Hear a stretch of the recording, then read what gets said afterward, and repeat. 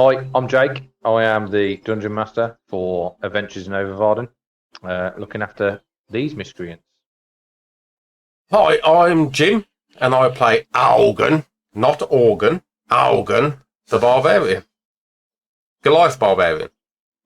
Hiya, I'm Justine, and I play a halfling druid. And my name in-game is Lana.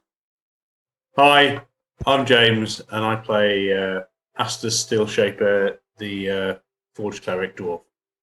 My name's Brandon, and I play the swashbuckler rogue barbarian, fuck, captain of a ship, I hope. My name is Fro. Hi, I am Fro. Do it. Oh, Hello, my name is Fro, Oh, God. and I am clearly the chieftain by the name of Corey. hello there, adventurers. Welcome back to Adventures in Ovavarden. Now, you'll have to excuse me. I've got a bit of a cold this week, so voices aren't going to be up to their normal quality standard. But I'll do the quick recap, and then we'll get started. So, the current party found themselves deep in the swampland of the Morning Morass, hunting down Bardok Blood. And one of the nights, they camped down for the night, and they went adventuring and hunting, and they came across a giant croc. Managing to take it down after it was hibernating and getting a nice surprise on it, they camped out for the night, and during the next day, they found an ambush camp, which was a campsite that seemed to be abandoned, and they found a couple of dead bodies of the people they're hunting, the Scarlet Hook. They investigated the bodies, and it looks like they've been partially eaten, and they've been hunted by some kind of creature. Looked to be using tools as well, so it wasn't just a wolf or something like that. Leaving this camp, they met a group of hunters, and the lead one was called Jalric. And Jalric was part of the Jotun, who are a nomadic Viking-esque kind of people who live in the swamp. Jalric offered them to stay the night in their small little encampment, and over the night, a few drinks were had, conversations were started, and as a payment for taking them in this vile swamp that they're in, the players created a sword for Jalric, and it was a great sword, and it was made by fellow dwarf cleric who used his power to talk to his god to create this weapon. And the weapon was molded together with the help of Vane, the wolf god, Baden Fort, the bear god, an unknown turtle god, and Tharvald, the dwarven god of smithing. Lana had a bit of an episode because she was sitting a little bit too close to the bonfire, and she passed out. And a little while later, the gang found her unconscious, drink spilled to one hand, and a lot of emotional talk was had. I won't go into it. You'll have to go and watch the previous episode for that. But we are now going to pick up where we left off, where they had just Lana had just headed to the bonfire to talk to Jalric and steal his drink, and the rest of the gang were talking what to do and how to approach the situation with Lana. Okay, let's get started.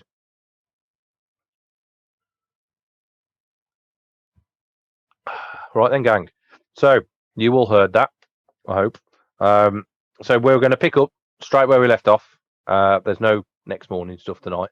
We'll start up where Lana had just stormed away from the group and started drinking with Jalric. And Jalric, after her snatching the drink off him, he goes, "Ah, this is a feisty one, I like it." And I think his accent might have changed slightly, but yes.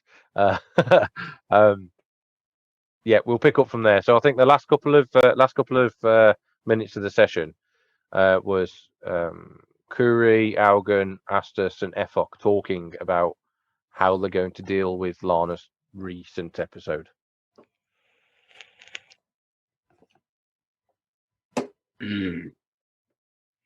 This indeed is a tricky one. What do you suggest we do? Mostly because what she's described is that of the righteous might. Well, I've wanted to kill him every time I've seen him, so, yeah. Next time I see him, let's just kill him. Do you reckon you can take on 15 people at once? I could With have a unknown go. abilities? I could have a go. I have a feeling that they might be hypocritical. I reckon that they might possess magic. Lana's got some magic. And her brother also had magic. That is why he was killed. Oh, I wonder whether we should get away from this place and speak to Lana and see what she wants to do. I mean, she's going to be in a drunken state at the moment. And didn't she say that? Yeah, so didn't she say that he's alive? Her brother's alive. That is what's confusing, because we've seen the skeleton and the flesh of that person hung on a banner. I doubt they're going to do it half-assed, especially with him. It could just be delusion. They could have taken him prisoner. But why would you kill one man but keep another one alive? Unless he's like super powerful. Or unless he's with them the entire time. Oh, that is a plot twist. I like that. That's why motherfuckers.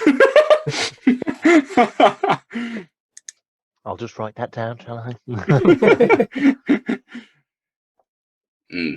It's a bit weird, either way. We can't get any more information unless it's from Lana herself. Yeah, I was going to say you did get limited information off Lana, so you knew that know the basics, that she saw her brother, and that that the description of the people she saw in a dream resembled the righteous might, but you can neither confirm nor deny. Then on tomorrow, at the early sun, when her head starts to hurt, then we should ask her questions. That's a maybe perfect let's get on time. the road first and stay out of arm's reach of her. Well, I mean, she's going to be the one driving the carriage. So. True. And it's not hard to get I out think of arm's reach. I'm just going to watch her from a distance tonight and just make sure she doesn't hurt herself. Just keep an eye on her. Well, So she seems like she wants to have a good time, so probably just wants to forget about it for now.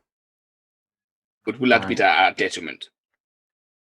I will say that the party of the kind of going on now, it's still in full swing. There are people drinking. There's people kind of regaling stories, as you know, that the Jotun seem to trade stories like currency, and you see a couple of the older folks who are sat down, and you overhear one spinning a bit of a tale that seems a bit far fetched, where he took down a dragon, and good night, my boy. Love you. Get to bed. That's exactly what he said to the dragon, and then the dragon just left. And the old Down, dude, boy. this old chap says that he fought a great red dragon, and him and his brother took it down, but his brother seemed to have died first. And from listening in, his timelines are a little bit skewed. It seems like this happened maybe 120 years ago, and he looks old, but he doesn't look like 120 old. And you can see that he's got dripped alcohol down his front, and he looks like he's a bit pissed. You do see another. He looks quite young. He looks maybe 25, 30, and he's got a lot of the children of the camp around him, and he seems to be spinning a story about taking on a guard drake, which is one of the creatures that lives in the swamp, which luckily you haven't come across. But he took it down, and the rest of the party that he was with had scattered, and it was just him and this guard drake that he was fighting. And the children are sat there like chins in their hands, amazed at what's being said. But there's quite a lot of that going on, and you notice that people are drinking and sitting around. And you see Lana; she's sitting with she's now sitting basically next to Jalric, and there's a bit of a ring of they look like most of the hunters that you met Jalric with. They seem to be his kind of honor guard, or at very least they're his kind of closest friends in this small tribe. but you do see that she's been pretty much accepted. She's sat with them, and you see him kind of talking and laughing, and he kind of pats her on the back as he's telling a joke and that kind of stuff. So you lot see nothing's changed. No one noticed that she'd gone a bit AWOL. It looks relatively like a normal night on the piss. So okay.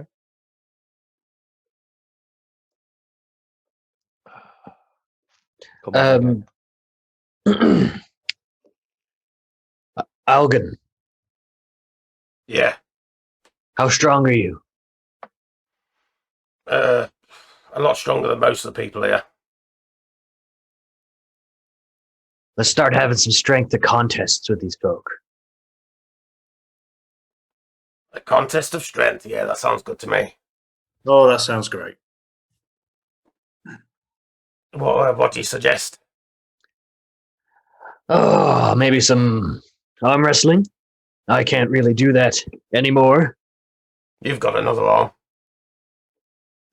Fair enough. So what I'm suggesting is we get some arm wrestling tournaments on the go, and we collect a profit or whatever we can from these lovely swamp folk. Whether it's drinks, mead, or money, whatever they have to offer.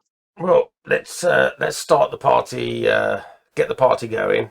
One of you lot arm wrestles me, and I'm sure a lot of people will want to join in. I would just say though, Efok, just for the love of God, don't piss these people off by robbing from them. And if you're going to do it, make sure you don't get caught. No worries. I'm sorry, have I missed something here? Is he a thief? I just thought we found a one-armed stranger on a boat. I've just seen his eyes glisten. I'm not saying he's a thief, but I've seen his eyes attracted to sparkling things. I mean, to be fair, yours does sparkle at gold. You have noticed that when you've been around people, he seems to get slightly more relaxed and more confident, and you did notice he disappeared earlier tonight, and that he disappeared when you just come off the ferry. But you don't know what he did, you don't know where he went, so remember that. But yeah, carry on. Well, I for one would like to see Curry up against you. I think We all know how this ended last time. I think the Clash of the Titans. This is what we need. That'll get people going. What's that do again? One to me? Drink. Yeah, I'm ready for a rematch. Oh, I could feel like getting a lucky two on you. Okay, so what are you looking to do? Me and Kuri are gonna arm us, by the looks of it. Okay, so looking round, there doesn't seem to be many tables or anything like that around. It's mostly just logs that have been split and turned into seats. But you do see something that looks like it was. It's a couple of trees that have been split long ways, and that they've kind of been fashioned into what you could probably call a very, very rough-looking bench. And you do see a couple of people sat around it, and a few of them are drinking. And it seems like one of the blokes, he's bald head all the way, other than the back where he's got rat's tails. He's got dreadlocked, three rat's tails hanging off the back of his head. You see that his head, like his scalp, is quite heavily tattooed.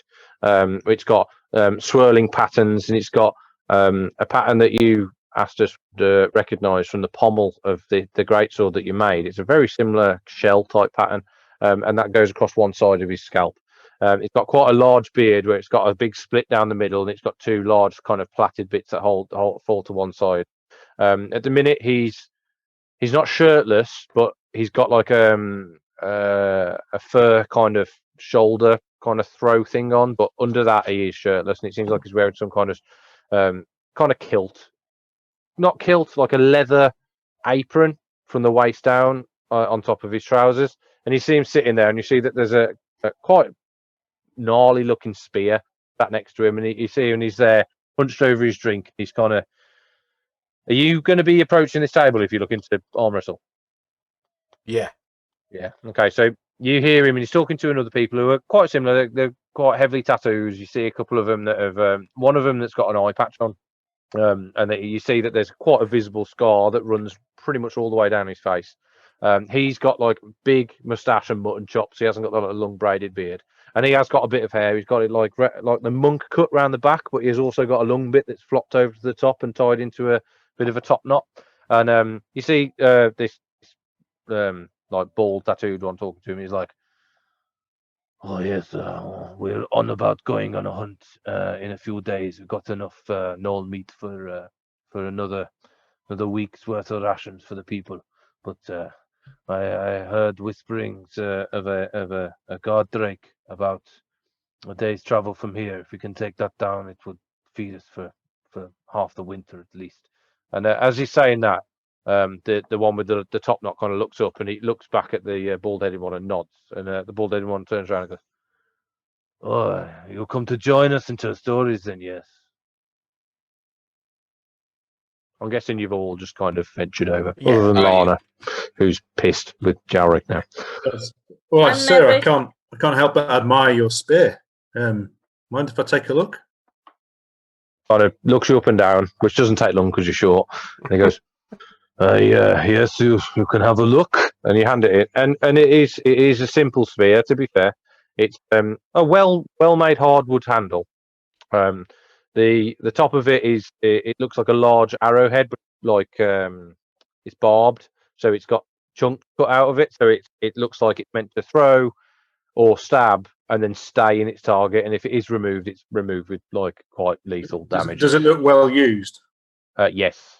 Good. You can see that there are chips. To see that there is there's like actual scratches in the blade. That this was either forged ages ago or it was salvaged and repurposed. But that's probably the best. From just looking at it, that's the best you can. Yeah. I do like to see a tool being used for its intended use. This looks like it's got many of the tail behind it, and I'm glad to see you sat here tonight, mate. And pass it in back. Thank you. Yes. I mean, you know what they say about a broom. Is it the same broom if you change the broom head and the handle? Well, it's the same with this spear.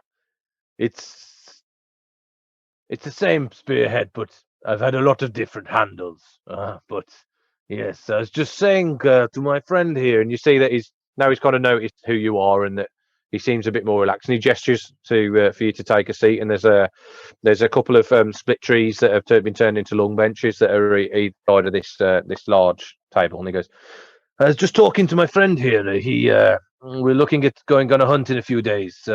We've scouted out a couple of guardian drakes. I'm not sure if you know what they are. They're like reptiles, four-legged. They're like very big dogs, but much more scaly." Would Algan have seen anything like this on his hunts?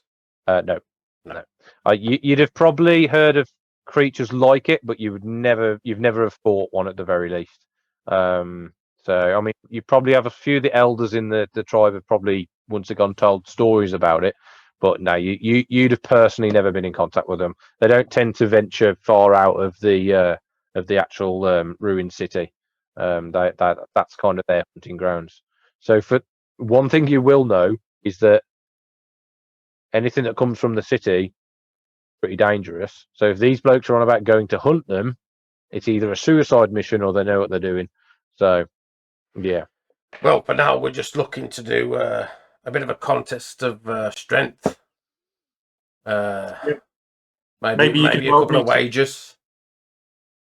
You can help us settle an argument. My two taller friends here are always bristling around who is the strongest, and we think that finding out in a friendly environment such as this is a good start.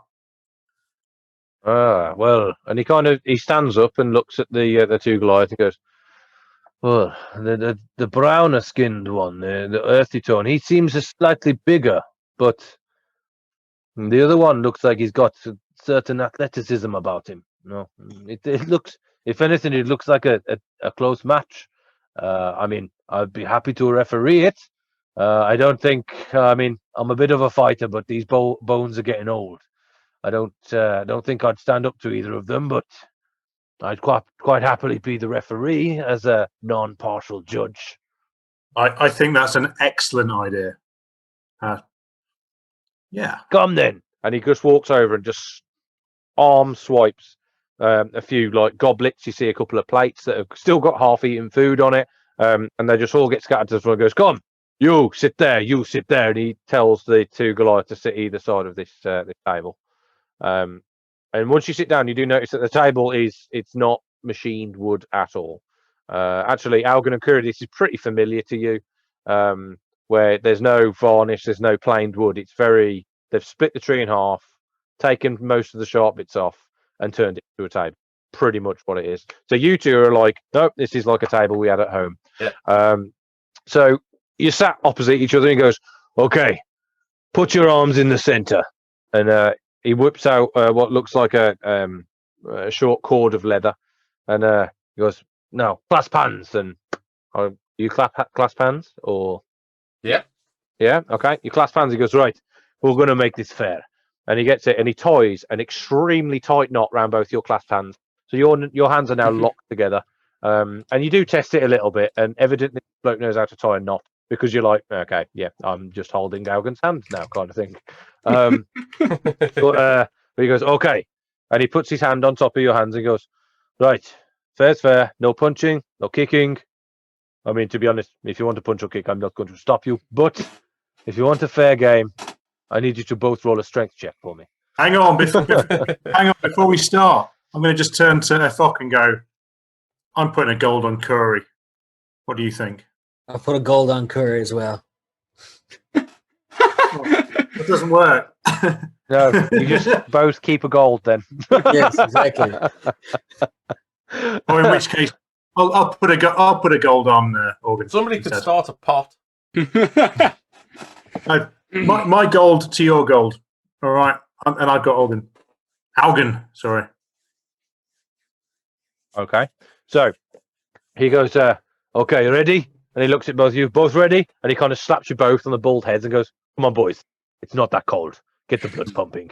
And he goes, "Okay, go." Right, can you both roll? It's going to be strength of V strength. So D20 plus your strength modifier. Just, I know this probably isn't going to make a difference, but I've not really done much in looking into it yet. I've got something called Powerful Build.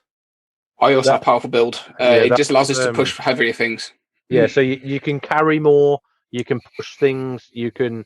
So it'd be like if you're trying to, if sort of boulders falling on one of your teammates and you're trying to lift it, it'd be like you're lifting it with advantage. It's like orcs tend to have that as well. And it's the bigger style creatures. They tend to have that. So, would it be athletics? No, it'd be straight strength. Athletics means like your whole body's working, not just your arm. There's my whole body. Is this going to be like a multi-roll thing? Or are they going to be like cracking? Yeah, 14. So how I did it. Hang on a sec. How I did it last time in the last campaign is you have like a dial. So it'll be 50. You both start it in the middle, and it'll be one roll.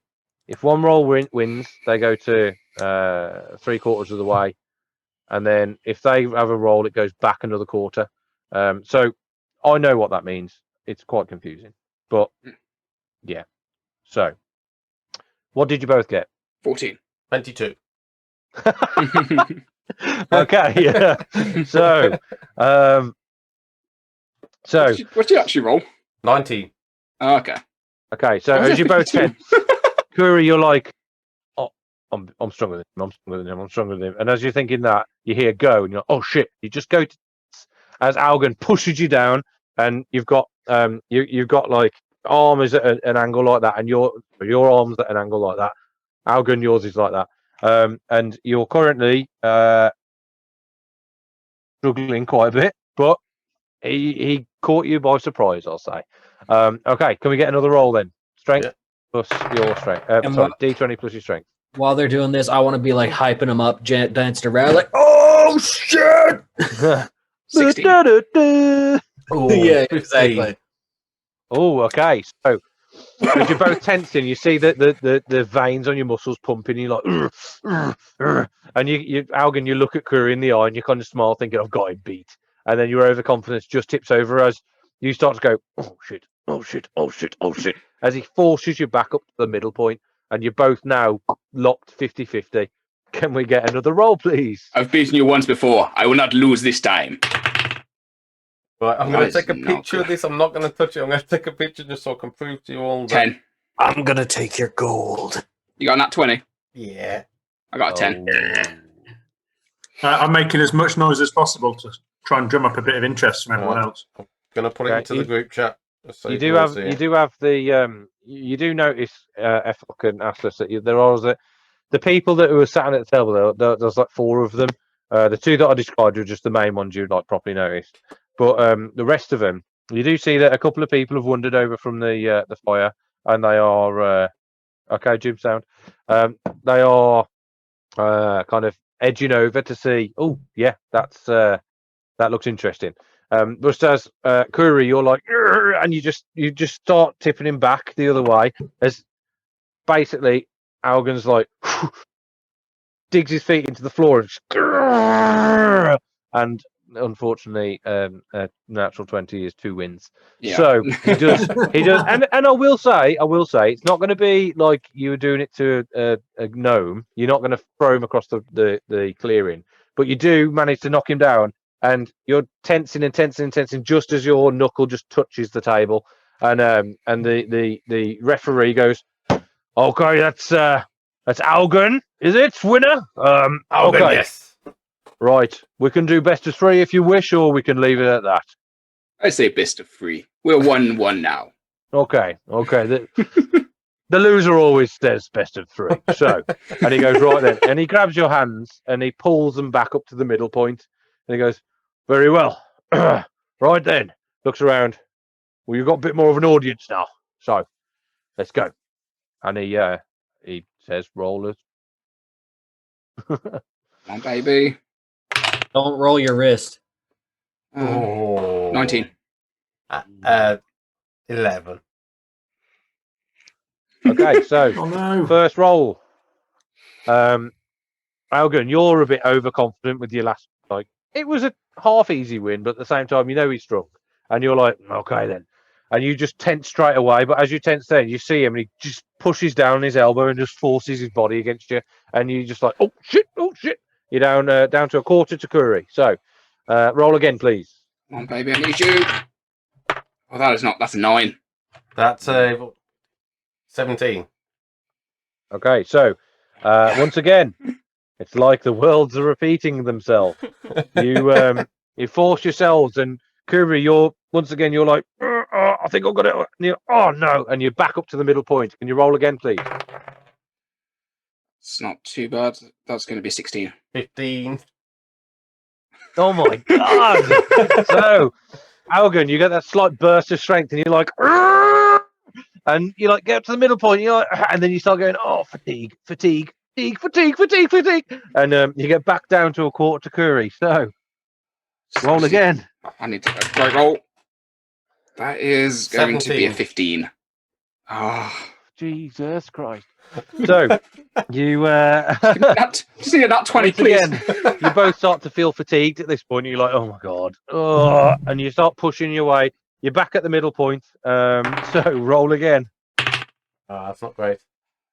14. Natural 1. Oh! So at this point, you see that the referee of the match, he kind of slaps you both in the heads as you get back to the middle point. He goes, "Come on, you two! Come on, let's put the show on for the people." And that Algan's like, "Oh, okay, fuck yeah."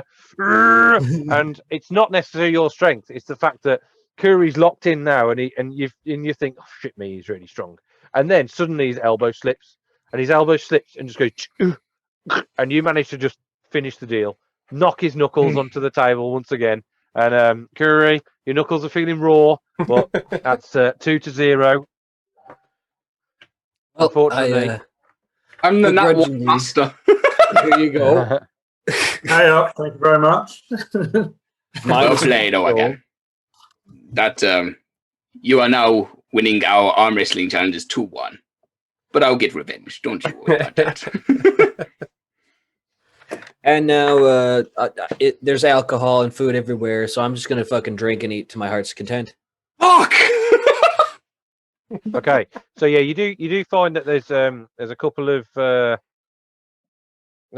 of large wooden tubs that seem to be filled with some kind of alcohol, and you've seen quite a few people just walk next to it and just dunk a cup in and then walk off, sit by the fire and stuff, and you do the same, and you kind of take a sip, and it's strong. It's not awful. It's not the best thing you've tasted, but it does seem like something that if you were on the seas for a week, and towards the end of that week, you were like, I just need to drink something. It's that kind of quality. But looking around, you do see that there's another one of these very rough-hewn tables, quite far over by 10, and it looks like it's got quite a bit of. It looks like there's a bit of pork, might be pig. You think? Can you roll a nature check for me? Oh, nature check. Okay. That's the one. Ooh, nature. 19 plus 0. Okay, so looking over, and you're like, that's not any kind of mammal that you've ever eaten. Well, no, not mammal, but it's not a creature that you've ever eaten, but you do kind of recognize the tufts of fur on it. Seems like you're eating bits of knoll. If you don't know what a knoll is, they're basically big wolf creatures. They're nasty, they're stinky, and they taste horrible. But they've been barbecued with some seasoning, so it doesn't taste too bad. Algon's not going to care. He's going to be eating anything and everything he can get his hands on. Yeah, I was going to say, Algon, walking up, you're like, yep, that's definitely Noel. You've killed enough of them to know. Kuri, you're the same. Astus, you're kind of like, where's the pig? Where's the cow? I think I'm just going to nibble a bit of rations instead. Yeah, that's fine. That's fine. No worries. So as the other three are sitting around the fire, taking chunks of what this kind of very dark, nearly purple kind of meat is. Astus, you looking at them and just go, savages, because you're there with a little bit of dried meat.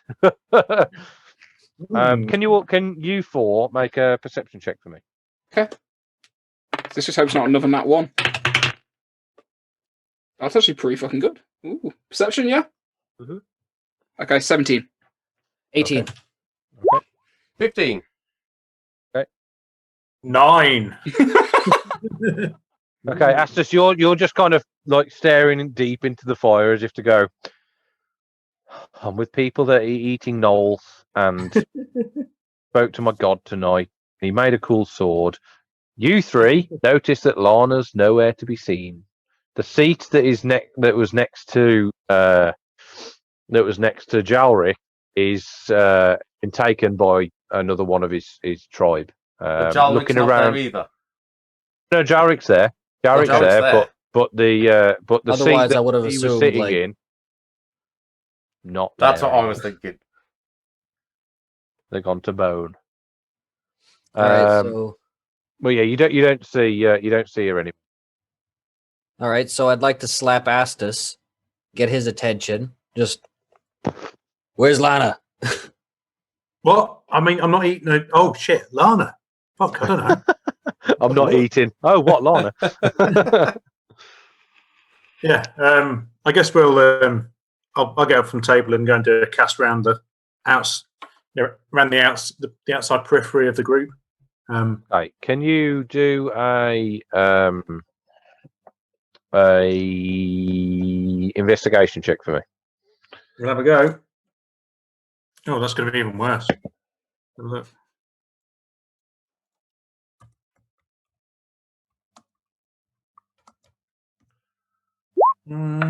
Oh, that was a natural 20.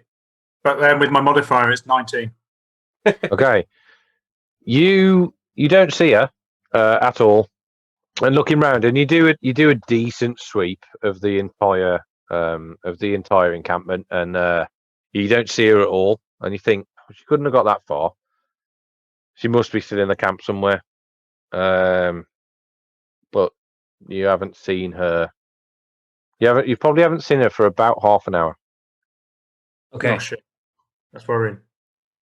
Fuck. Guys, we've got to find her. I'm worried about her. Okay. I have an idea, Algan. Since you won, you're obviously the strongest. Throw me up in the air and catch me. Did that work that well last time we went to catch you? Oh Practice shit, no, I makes wouldn't know that. perfect. I was asleep. Fuck! Ignore that comment. Ignore. Shit. Ignore the last. Ignore the last. Oops. Yeah, why not? All right, cool. What do you want? Justine, Acrobatics. check your phone. Justine, check your phone. Does this count as like acrobatics, Captain? What? The You just being athletics for me. It'll be athletics for the chucker, and it'll be acrobatics for the chucky. Dope. I'm going to give guidance to Algan. So get a D4 on top. Because you're going to need it. 17. 14. Okay. You manage to you kind of put your hand, you grab his coat, his waist, and you get him to step on your hand, and with your strength and him pushing himself up, you pencil straight into the air. What are you doing to be thrown into the air? Are you just trying to get a bird's eye view? Yeah, basically looking for Lana. Okay. You get about 10 foot in the air. You kind of look around. Everything's very blurry. Can you make another acrobatic check for me as you hurtle back to the ground? 24. Oh, Jesus Christ. Okay, so, rogue. Can I rogue. throw in some flips? Throw in some flips, man. So you kind of, you get launched into the air and you kind of Spider-Man style in the mid-air and you're like, looking around, you're like, nope, can't see her. And as you fall back, you see that you're falling straight towards Algan, and somehow you deftly step on his head, shoulder, then hook your foot into his waist, and you do a front flip, and you just land back where you were sat by the fire on the log, and you're just like, nope, I can't see her. Just bites a piece of Knoll. Yeah, nope, she's gone. Just forget about it. Okay, I'm going to go to Jalric and ask if he was Jalric. We've got this thing that we do in the mountains when we can't see someone, and it In usually the works quite mountains. well. Yeah, and Algan's just going to go, Lana! All right, Archer. So for everyone watching, that is an Archer reference. Lana! I forgot about that. You don't hear a reply at all. Astus, did you say you were going to speak to Jalric, yeah? Yeah, just ask him if he knew where our friend toddled off to. Okay. You approach him and you see him, he's drinking, and he kind of looks around at you and goes, my dwarf friend, how are you? And he looks pretty pissed. And he's like, how are you?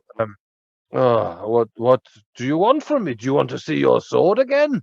No, sir, I'm No, good. it's my sword. It's my sword, not your. No, do you want my sword? I'm very good, mate, and thank you for your hospitality this evening. I'm just looking for my young halfling friend. I don't suppose you know where she's disappeared off to. No, Lana the Great. Yeah, Lana the Great. She's great. Yes, she's here. And he points and he goes, she was here. Okay. Do any I of cannot confirm how long ago she was here, but she was here. She told us stories, a lot about fire and a house and family members. It wasn't a very cheerful story, but it was a story. have any of your fine comrades here seen her? Anyone know where she's gone? A few of them look round and they're like, no, we didn't see her. No. And Derek's like, no, they didn't see anything. She's probably just, I don't know, gone for a piss in the woods or something, or maybe gone to revenge her family, or I don't know, fighting a dragon. She's done a lot of things. You know, the length of time she's gone is definitely more than a piss. So we're going to go and have a look for her. We may call on you shortly. She might have had a shit then. Maybe. I wouldn't follow her if she's having. They're only small from a halfling. Don't worry. I don't know. They're like giant rabbit droppings. I think they're cuboid, like the ones from wombats, actually. Did you shout me? Where's Jake gone? There he is. Sorry about He receded into himself. that. So yeah, Jalric's kind of like, no, find her if you need to. I don't care. I'm going to drink. And you see him, and he just takes a sip, and you see most of it just go down his front. And Okay. yeah, he's pretty sloshed. Curry, I'm crap at this sort of thing, but don't you like hunter types have a way of like following tracks? Well, since we're in a swamp, I get the feeling the ground might leave footprints. So I'm going to go over to where Lana actually was and look at the floor to see like imprints of smaller feet and find out where that trail leads. Are you with them? Yeah, I'm going to be following. Okay, you both of you make a survival check for me, or one with advantage. It's up to you. Go on, Fro, you can do it with advantage. Oh, thank you. I'll give you guidance as well for Okay, so add a D4. banging out this cantrip tonight. Yeah. You bang it out every session. I don't know what you're on about. You literally use Unnatural it more than 20. anything else. Okay, look down. Logically, you're like, we're in a swamp. It'll be marshy, but actually, this part of the land, the reason why they've kind of settled here is because it's hard packed earth. There is moisture in the floor, but not a lot. And with the amount of foot traffic, you're like looking through, and you do see a small footprint. So you're like, that's either a child or Lana. That's either a child or Lana. It's one of the two. And you're like, and you follow it, and it heads back to your tent, where you camped up, like just in a small kind of cleared area, not too far from the rest of the tents. And you see that the footprints lead all the way up to the entrance, then obviously disappear because you can't see through tent walls. I will look inside the tent then. Okay. You lift the fur kind of flap out of the way, and you see Lana there, unceremoniously starfished in the middle of the tent, snoring quite happily. You see that she's fully clothed. She's even got like her equipment on her, like weapons and shit. She's just full on. I'm glad we did the acrobatics before we checked in our own bloody tent. Well, sometimes the answers lie in the most obvious places. With that, I'm going to shout to the bed. Who would have thought? That's a good point. So I'm just going to look over and be like, it is fine. She's gone to sleep. I like that you all went, oh my god, Lana's gone. Panic mode. No, she's just in bed. Well, I mean, she talked about a whole tragic backstory. She had been acting a bit weird for the last few minutes. Yeah. It's not the most tragic backstory ever. Yeah, she's gone to kill the fuckers. So, you found Lana. She's passed out in the tent, in one of the two tents, sorry. What do you want to do from now? Guys, if you want to go back to the party, I'll happily just I'll stay around here. I could do with a bit of quiet time, have a little chat with my god. I'll keep an eye on her. Is this that Make sure you're chatting praying to you keep talking about? Say again, over. Is this that praying you were always talking about? Is that what you're going to do? Go and pray? Yeah, I'm not so good at that, but I find like sitting quietly. He doesn't really speak to me very often. Well, he's spoken to me once, hasn't he? But I feel like he was definitely there in making that sword tonight. So I'll just sit here and feel a bit thankful, and hopefully that'll get through to him. Okay. So, Astus, you're going to be sitting by the tent having a chill, doing a bit of a prayer, yeah? Yeah, probably whittling a bit of a stick with a dagger or something. Just Put up Okay, some can- gang signs. Can you make a religion check with advantage for me, please? oh shit, man.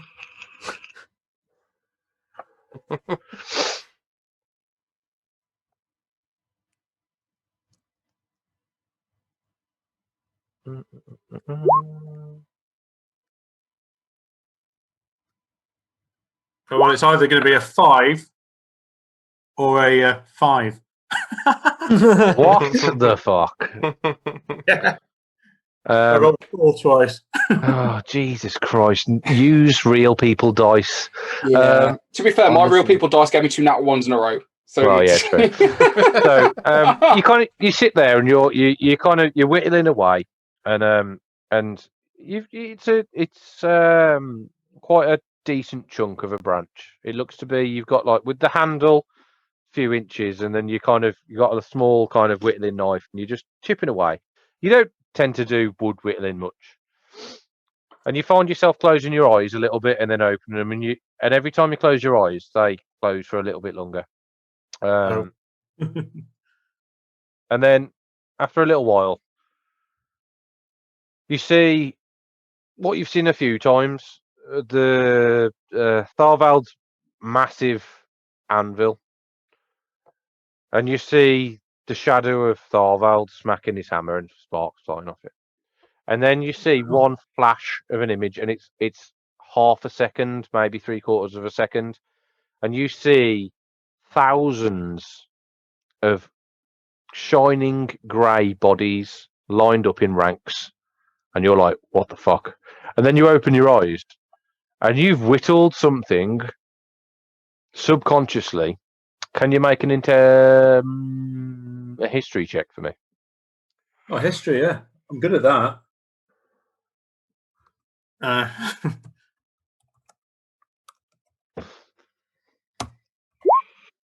Oh, that's a 15. That's a little bit better. Oh, that's actually all right.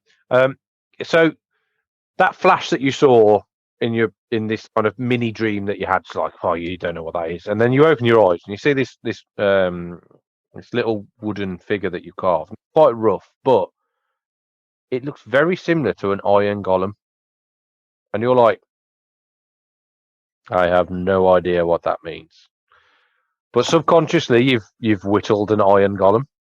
Well, that's scaring me because of the stuff we saw back in town and the crazy bloke. So, Fair enough. But yeah, that I'll say all that. You're probably sat there for a good hour. So the rest of you, save it for the morning. yeah. So the rest of you, what are you doing over the next hour? At this point, it's getting quite late now. It's getting to like kind of midnight.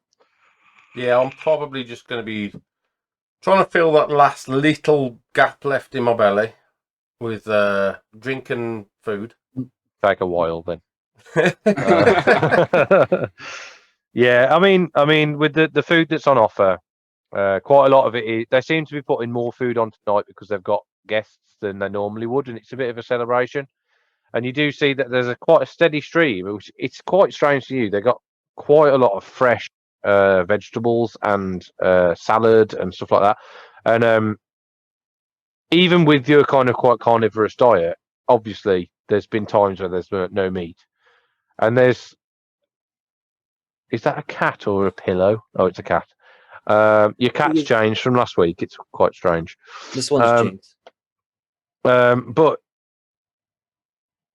you kind of find yourself getting a bit like there's quite a lot of meat there, and you are getting the meat. But so you do just start taking handfuls of like shredded carrot and lettuce and stuff like that, and you're like, well, and you do notice it's really fresh, as if it was probably picked that day, and you're like, that's strange. I've seen no lettuce farms around here, but fair enough.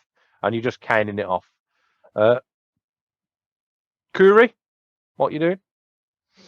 I will also be filling my belly. Luckily, I don't need as much food to keep You myself say sustained. that you're still a large person, so. I mean, as much as Algan. Oh yeah, you're not far behind eating. him. You're not far behind him, but you do kind of cane off quite a lot. But I'll be eating more of the veg than the meat, kind of thing. Yeah, that's fine. You're a vegan. I get that. I'm not vegan, but I respect your life choices. You. That's why you'll never grow to be as big as me. I prefer to be lean.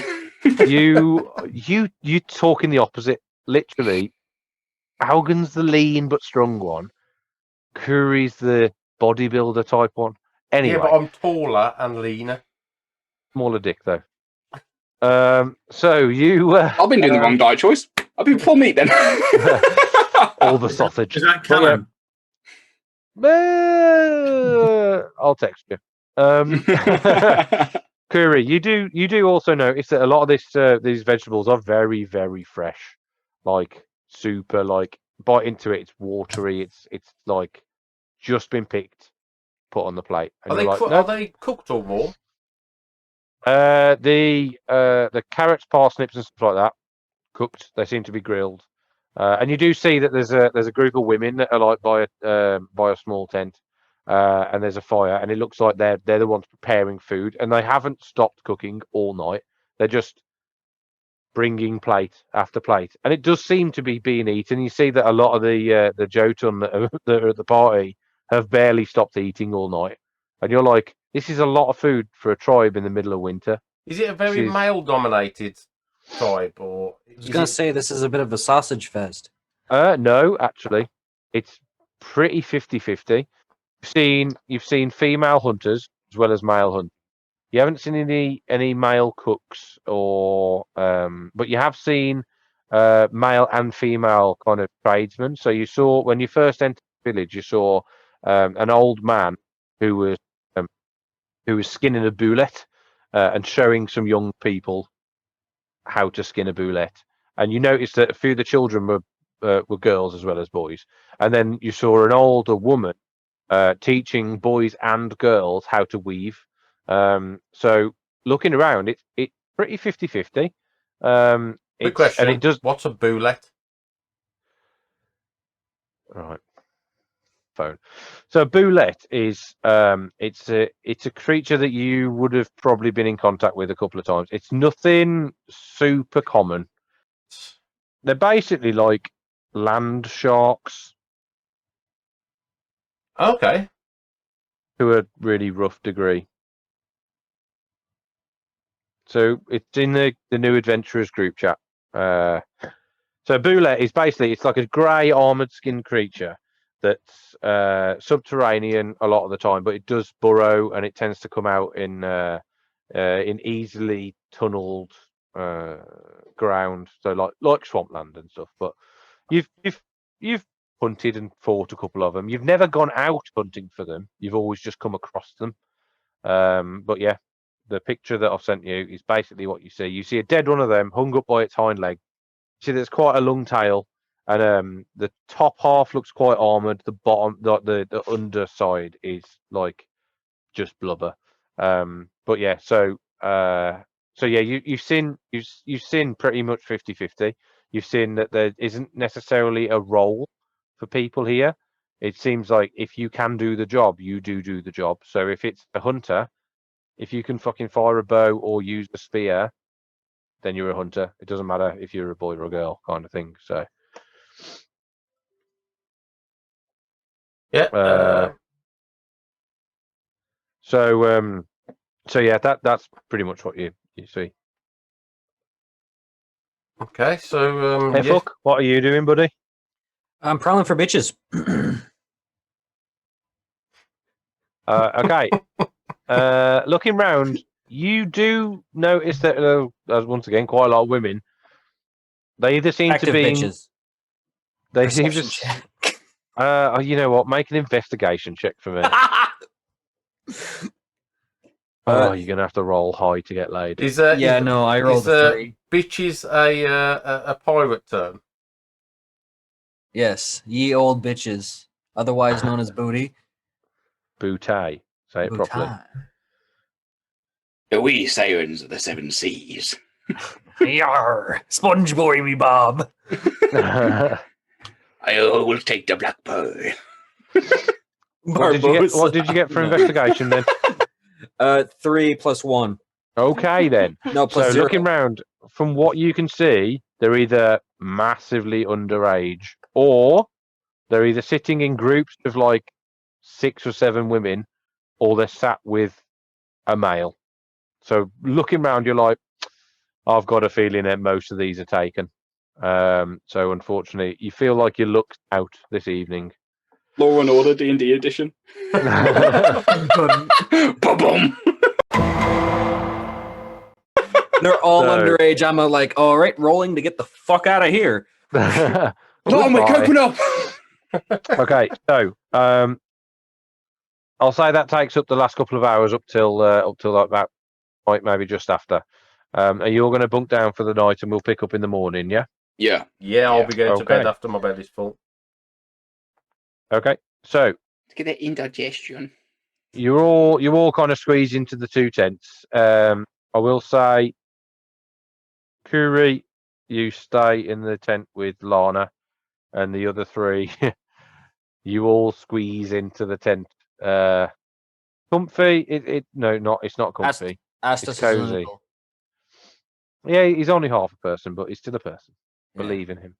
But I you don't all... want to be in the same tent as Algan's arse after the amount of food he's eaten tonight. Yeah, meat sweats. So you all bunk down for the night. It's not meat sweats you got to worry about. It's the first time he's eaten vegetables in about 3 weeks. True. It's Well, you're getting scurvy. going to be pungent. So we'll go and have a quick 10-minute break now, so we can all go and empty our bladders and check our missuses. Yes. And we'll pick up in the morning. All right. Cool.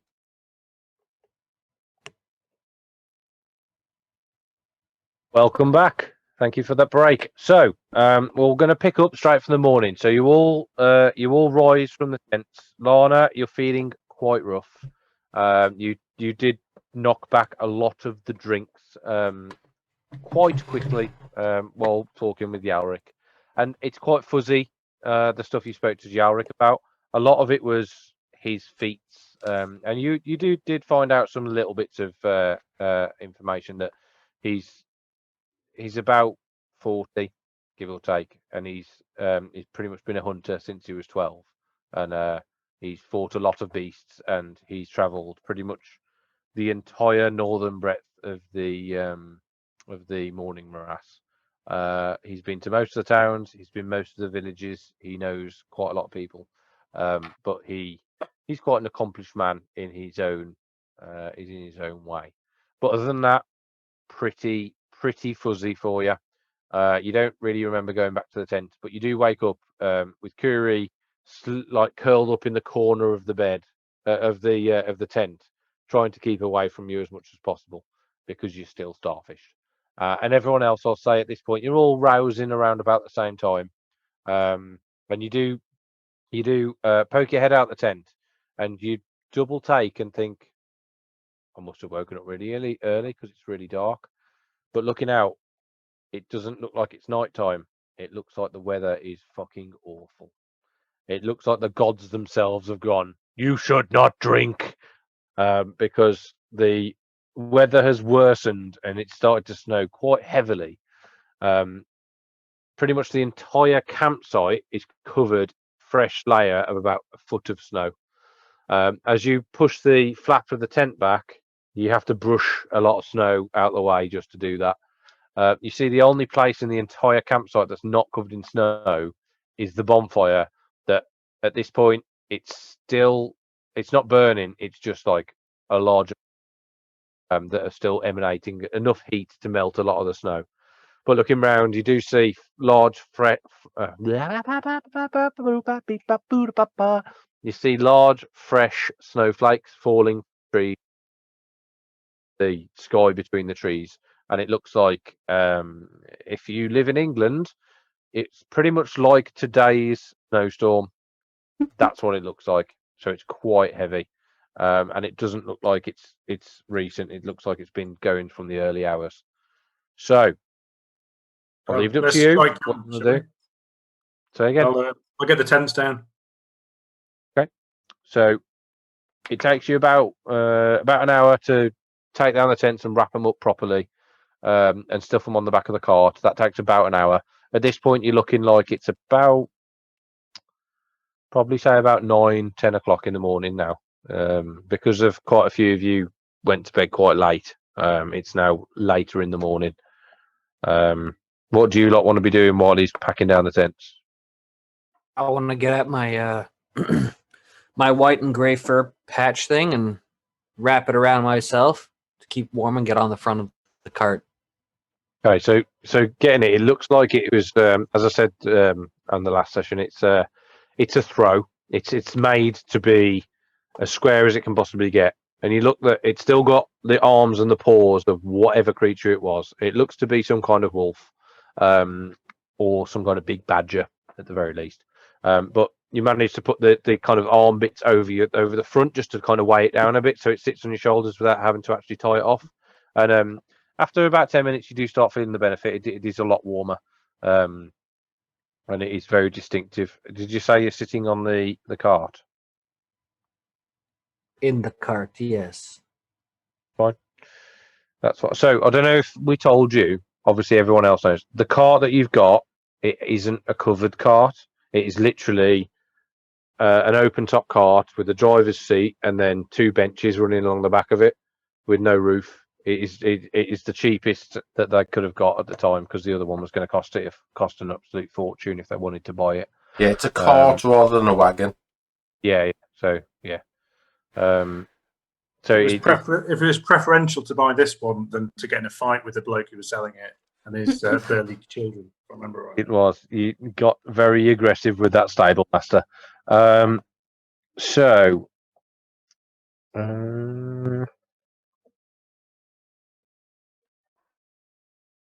So, looking round as you're packing the tents up, you do see people are already working around the site. You do see that people are clearing up from the night's activities before. You do see a few people that are breaking down the bonfire and relighting quite a small fire in its place. And it looks like they're just carrying on with their daily chores as if kind of nothing's ever happened. You see Yalric kind of walk out of his tent, stretch a little bit, and go, and he kind of starts strolling over to you. His tent is like on the far side of the campsite towards you, so you've probably got about a minute, maybe minute and a half from when he leaves his tent to get to you lot. And I will say, you notice him. It's quite kind of obvious that he's just got out of his tent and he kind of stretches and he walks over to you. And you see that he's kind of using this massive greatsword where the sword handle comes to pretty much his head height, and it's kind of like using it as a walking stick to trudge through the snow. And he kind of walks over to you. It's got no scabbard on it. He's literally just pure blade. And he walks over to you and leans on it and goes, "Good morning. How's all your heads?" You're too loud. Whatever, Lana the Great. I've heard. Whatever. I'm not too loud. Are you all leaving so soon? We must. We've got to go and finish our business with the bandits that we spoke of last night. Oh yes, of course. Are you still looking to have a guide? I mean, that could definitely save us some time. So I think that'd be wonderful. Okay. Give me a short time, and I'll go and explain to one of my my hunters what exactly is going on, and he'll join you, and he'll work all the way to.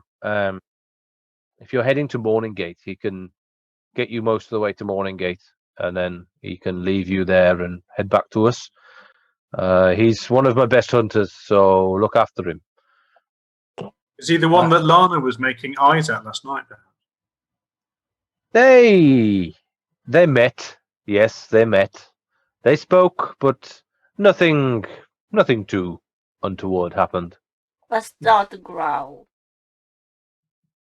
while sipping on my water. Definitely a furry. She didn't deny it. She did not deny it. I thought the wall, like I just said, half from a grr. Right.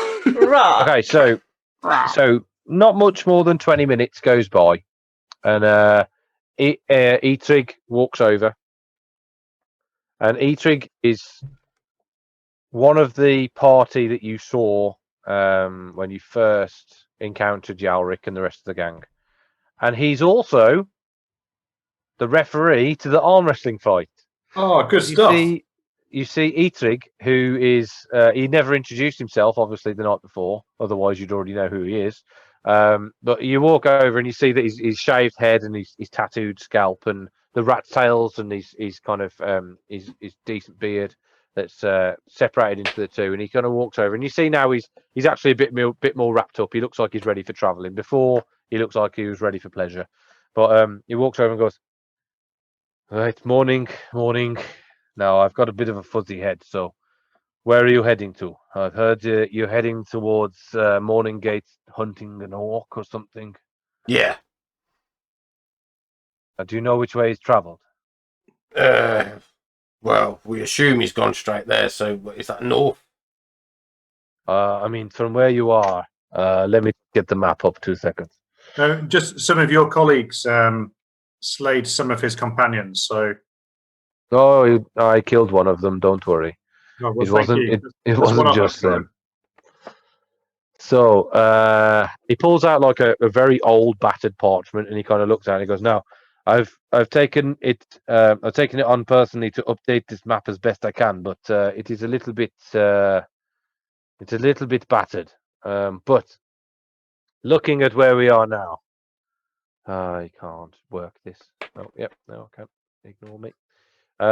Looking at where we are now, I can tell that we'll head west a little bit. If we're following the main track, it'll head northwest pretty much from here. Now, if he's smart, he will stick to the main road.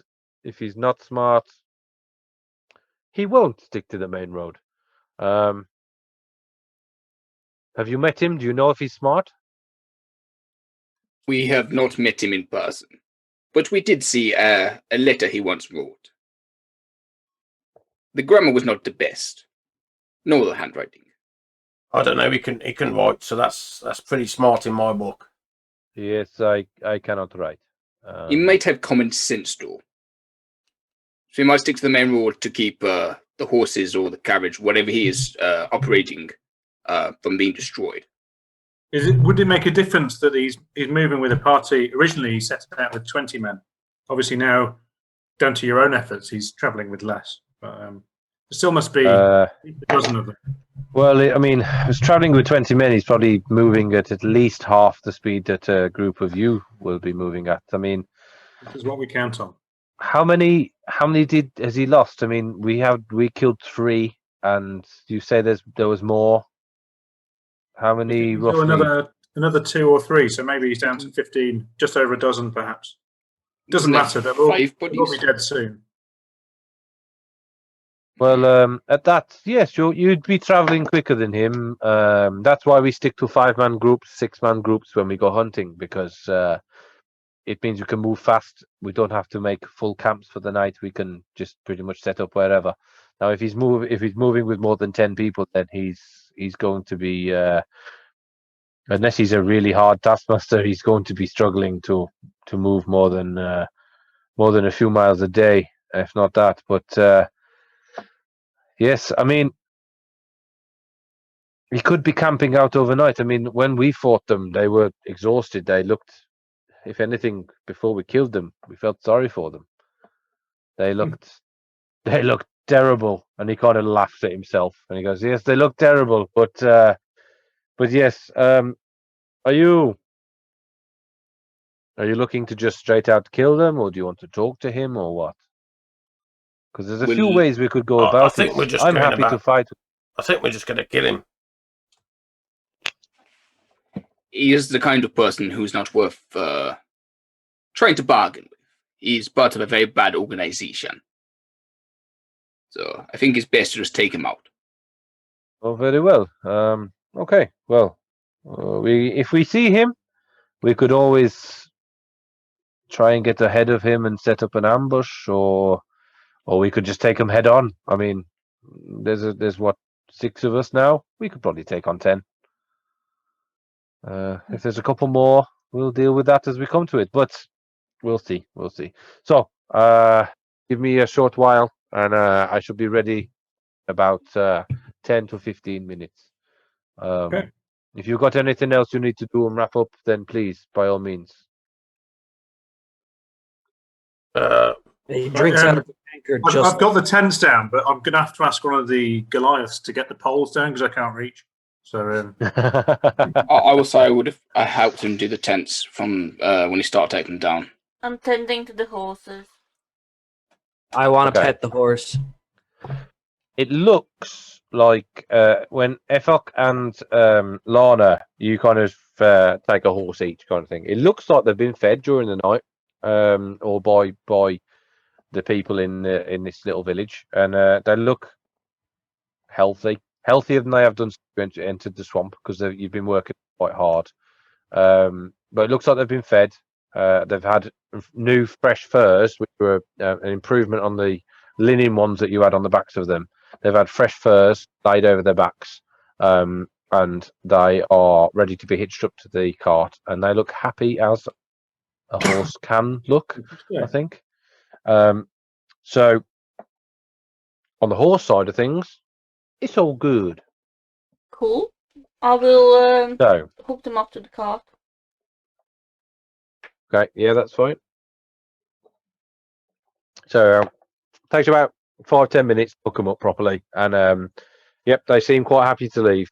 After that time, you see Eitrig, he strolls over and you see that he's got an extra like fur coat on, and you see that he's carrying his spear and a shield with him, and they're both hooked on his back, and he kind of grabs the front of his jacket and he goes, right, let's go, let's not waste time. If we can catch them today or tomorrow to be advisable, because I don't want to be away from my village for long.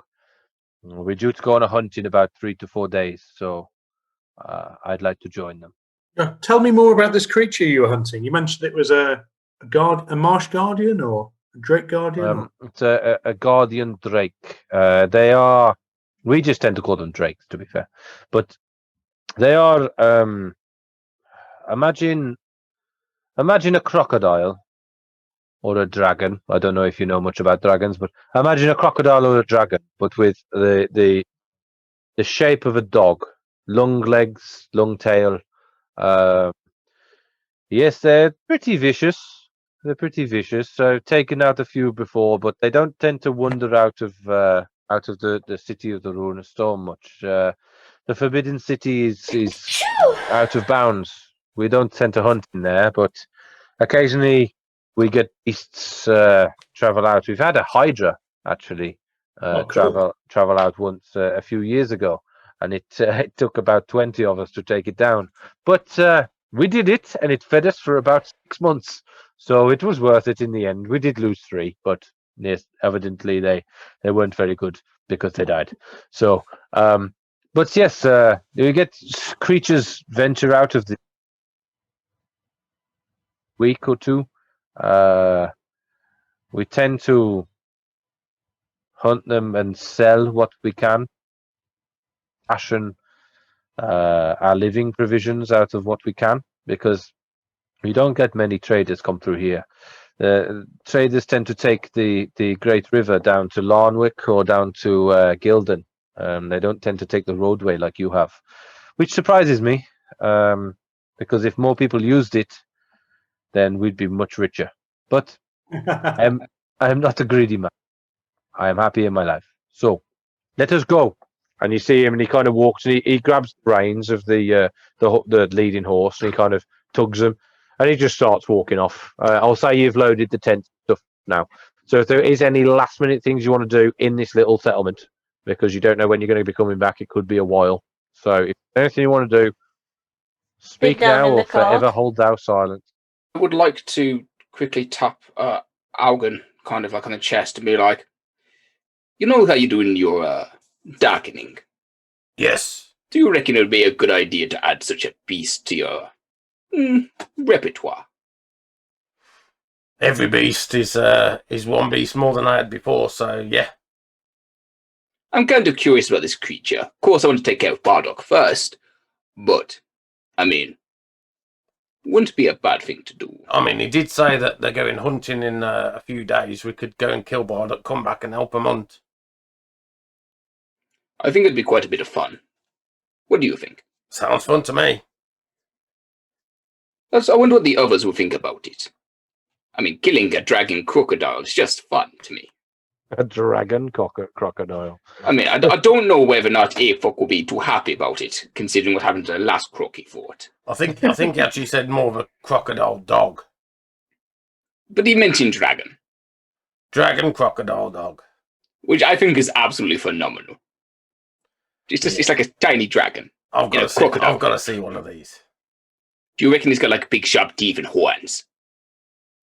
Or he could have a really small head and wings. Oh, that is a good point.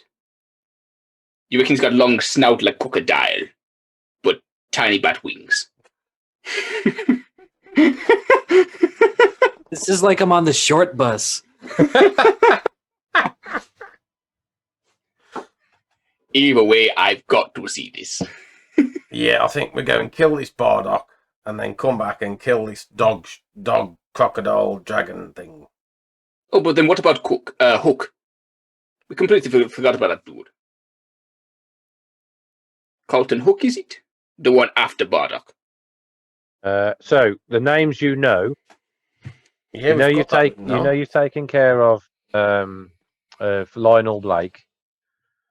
The other three names you've got Bardok Bloodfist, you've got Daniel Breecook, and then you've got who seems to be the big boss, who seems to be Carlton Hook, but you don't know any information about him whatsoever.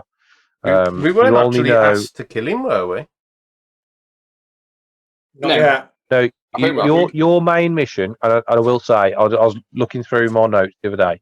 You might have kind of forgotten the original mission, but it's been a while, a few months. But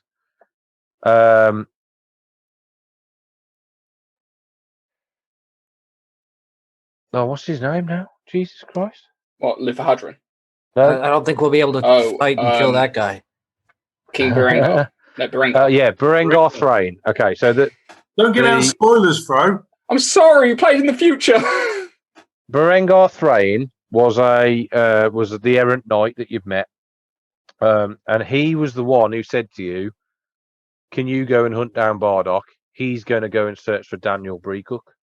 And now he knows that Daniel Breecook is on the coast, and he thinks he's in Seaguard, and you know Seaguard right on the end of the Great River. He knows that Bardok was heading to... Well, no, Bardok was in Velestad Pass. And then from the letter you lot found, he was heading to Morning Gate at some point, hence why you're here now.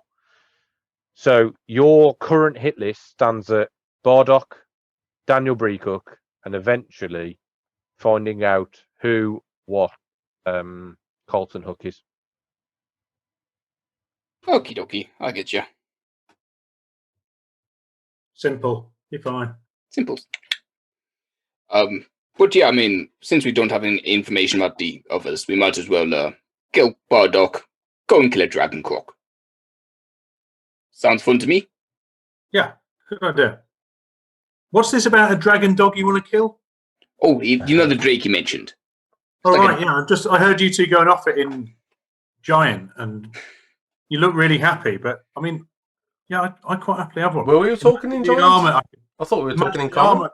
I assume he's just stereotyping because we usually do talk in Giant, and then in Giant I'll say to him, "What a fool." I was going to say, I will say, even when you're not talking Giant, you're still kind of talking Giant because it's very guttural. But yeah, we've got an accent. Pretty much. An accent of stones grinding. But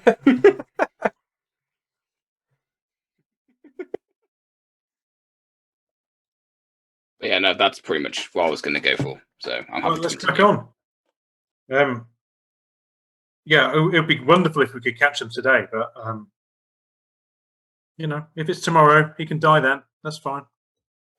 Well, let's just travel and see how far we get and how close we get to him. Okay.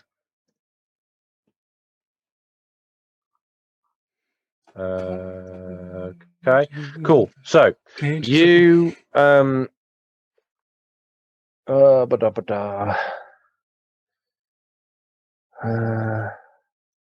at this point, where's everyone sitting on the cart? So there isn't enough room for all of you. Well, technically, there's 7 seats on the cart. So that's driver and then 6 in the back. But because you've got a couple of big blokes, it'll be a bit of a stretch to get all of you in. You have 2 people on the front. If Lana's driving the car, would the other human be on the front? You could have 2 people. If there was 2 Goliaths, it would be touching butt cheeks. Because I know I've read the front with Lana in the front as well. So I mean, if the human the Jotun is in the front with Lana, then the Jotun's not on the cart. The Jotun's walking in front of the horses. He's holding the reins of the horses because really, all the cart does when you're traveling, it travels about the same speed as a person walking. It just means you don't have to take many breaks. Hence why you can travel for longer and quicker with a cart because you don't. You can have people sitting on the back if you need to. So it travels you've got faster than I do, so that's important. well, yeah, So- yeah, kind of thing. I think- So imagine you've got like the fastest speed would be on horseback if you're absolutely like thraping the horse. Then you've got a cart speed because you don't have to take any break. You can just carry on trundling along. And then the slowest is walking because you're not going to be able to walk for 8 hours straight in full armor with all your gear, all your camping equipment. That's why it's the slowest. So you can walk alongside the cart. It will be quicker than walking speed, but not by much. So, yeah. Just questioning, would Airfuck be in the front? Because I know he asked Lon a few times ago to start if he could get lessons on how to control the cart. Up to Lana and Efuck. So I was going to ask, but I didn't know if I could since Buddy was hauling the horses. He's not dragging them. He's literally just holding the reins, walking beside the horse. He's like in front of you. So he's just kind of walking along. So you sit next to me then? Yeah. Alright, I pass you the reins. I take the reins. All right, what do I do? Hold them straight. And don't pull them unless you need to stop. Okay. If you want to Like- go right, pull right. If you want to go left, pull left. Make an animal handling check with advantage because you've got Lana sat next to you. If you want to use cheat codes, up, down, left, right, BA star. Where? 12. With advantages of 4, right? No, advantage is roll again, pick the highest number. Oh, sweet. Yes, 12 again. Okay. So you walking along, you get the hang of it. Not awful. You do veer them to the side of the road a couple of times, and then to the other, and you nearly run over E-3 a couple of times. But you're not actually that bad. You're keeping him on the straight and narrow. Lana, you're relatively impressed. Every time he kind of goes wrong, you correct him, and he seems to remember that. When he's pulling too hard on the reins or he's not holding the reins properly, you buddy him up and go, look, no, this is how you do it. And you think that, yeah, he's picking it up pretty well. I want to look out for any kind of bird near me. As we... Okay, make a investigation check then. It won't be perception because you're looking out for something specific. Bird check. Investigation. Yeah. 16. Okay, looking round, you do see. Close to me. Ooh, how close are you looking? 30 feet. Close enough to talk. So about 30 feet. Yeah. You do see birds further than that. You see a couple of flocks of birds flying over the top of the tree line. No looking sitting around- down munching birds. What did you get again? 16. I'd say you see a ruffle of branches and leaves in a tree to your right. It's about 25, 30 feet away from you. Okay. Can we just stop for a second?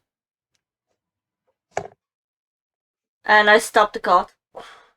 Okay, so you get Airfuck to pull on the reins, and Etrig's like, we can't be doing too many.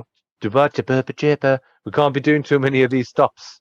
We need to. Just if we want one. to catch... I have an idea, and I quietly go where that rustling was.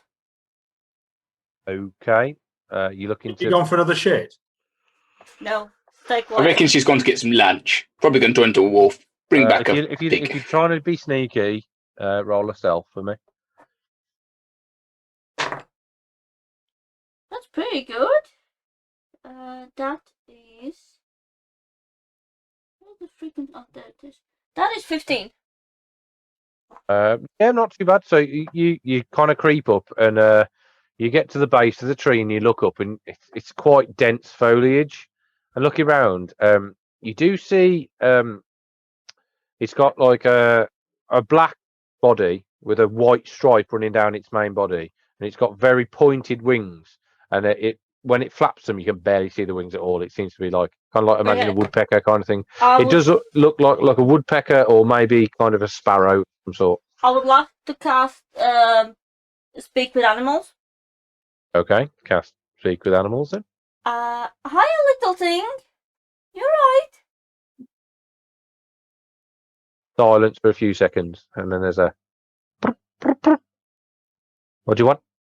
What? Who are you? Who are you?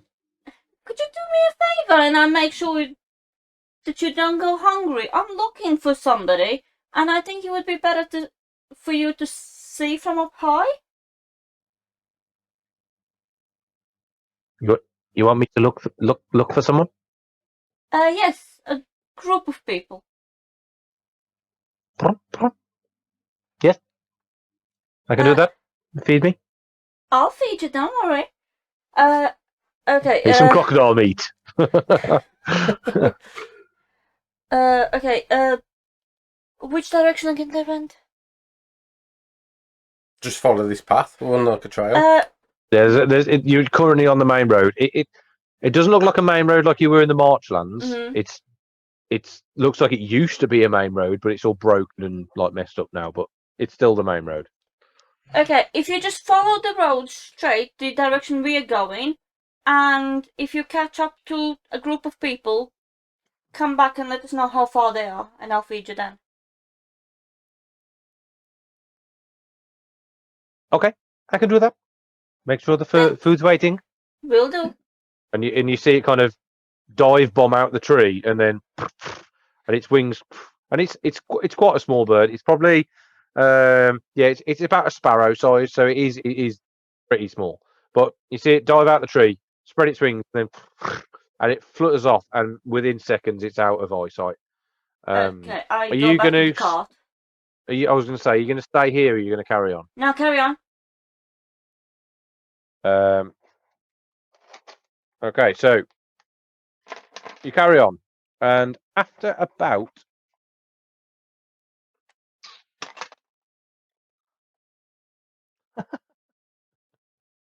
I hate my dice. After about 3 hours, you see a tiny little speck on the horizon, kind of, and it gets quicker, and it kind of, and it lands on the horse's head, and the horse kind of shakes a bit, but the little bird's there, and its little black body kind of tucks its wings back and looks, and it starts going. Okay, at that point I will cast Speak with Animals again. Okay, I was going to say, because otherwise it'd be quite hard to have a conversation. So, you got some news for me? Yes. There's people that are about 10 people just broken camp.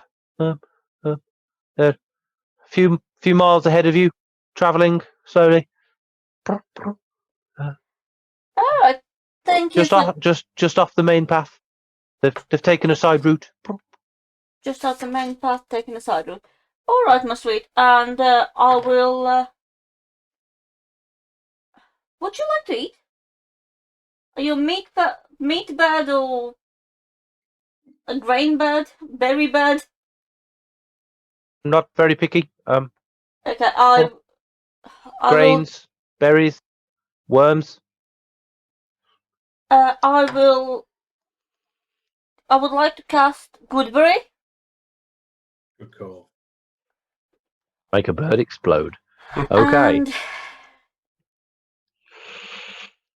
that's fine. And it kind of hops down the back of the horse, and then quickly jumps and flutters its wings and just lands like on the little kind of little footrest that is on the front of the cart, and it kind of and it takes a Goodberry off you, and it devours it, and then it's like and then you see it kind of. Anything else? You done? that's it. Thank you so much. It hops to the end post of the side of the cart, and then it gets its wings out, stretches them, and then goes and just goes and just lands in the dirt, it seems to be quite full of food, and it kind of just shakes some of the dirt off, looks back at you, and goes, "Good luck," and just starts walking off. And it's quite strange to see such a small bird that's so quick on its wing walking away from you. So yeah, so they're a few miles ahead of us, and they're taking a side route. They're moving quite slow, and there's about 10 of them. Just 10 now. That's fantastic. They say how far ahead, and if so, does our guide know what route they might have taken? To ask him. You know what route we might have taken? I'd have said you know, but I forgot it. Etrig, his name is Etrigg. E.T. Gotcha. Phone's home. He turns to you and goes, Ouch. There's a few roads off the main path. I mean, most of them are either hidden or overgrown. And you see he kind of like tugs on his beard a little bit, and he's like, think. Now they haven't travelled far, so that means they've probably got injured with them. That if they're only a few hours ahead of us, they've barely travelled in the last couple of days. At the minute now, you've probably been on the road about 5 hours, give or take. What time is it? It's early afternoon. It's about maybe 2-3 o'clock, something like that. And he kind of goes, "There's a couple of places to camp, and they must have set up for the night. First campsite is about 2 hours, 3 hours here. If we get there, then I might be able to pick out where they've gone from there. But from here, if there's anyone, yes, they could have travelled north, east, west, south, anything." Well, that would make sense if we're doing about 3 miles an hour. That would probably be where they slept. So yeah. And we can Yes, take yes. them off guard. Okay, so I will say during this whole day, it's still snowing quite heavily. It's not let up from the morning when you got out the tent, so it's still just kind of like floating down. It is getting quite cold, so no, we'll be all right. Okay, so you continue on after about just under 3 hours. You come across a campsite, but it looks to be abandoned. It's just you're traveling along the road, and it's not in like a clearing far away from the road. It's literally like there's a small kind of divot in the side of the road, which has got like ferns and looks like a small kind of embankment behind it.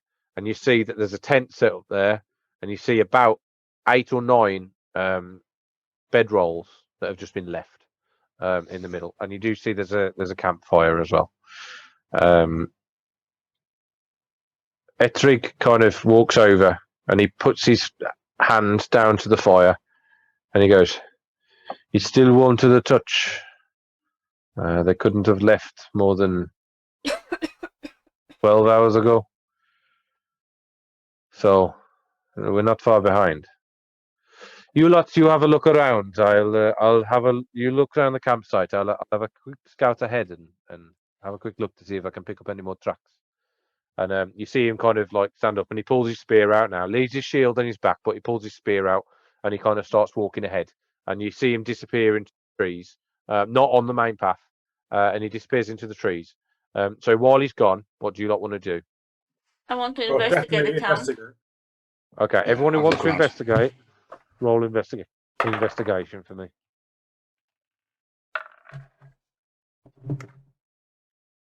I'm actually going to walk up ahead with Etrid, or whatever. What was his name? Etrig. Etrig. You're gonna go with him? Yeah. Okay. He goes. He walks off, and then I'll say you kind of tail him a little bit, and he does. You get past like a gather of bushes, and you see him kneeling down, and he's picking something up and rubbing it in his fingers, and then he kind of sniffs it and throws it away. He turns and goes, "I'm guessing you're one of the you're a tracker or a hunter of some sort to be following me. I thought you'd want to look at the campsite. Yeah, I'm a hunter, so I thought maybe you could teach me something about tracking people in these kind of parts.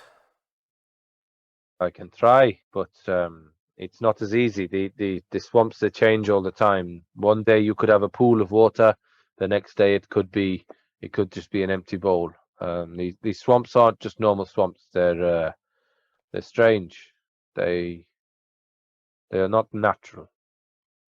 Well, at the Legend. minute, it's snowing, which is kind of one of my areas of expertise. So maybe I could teach you something.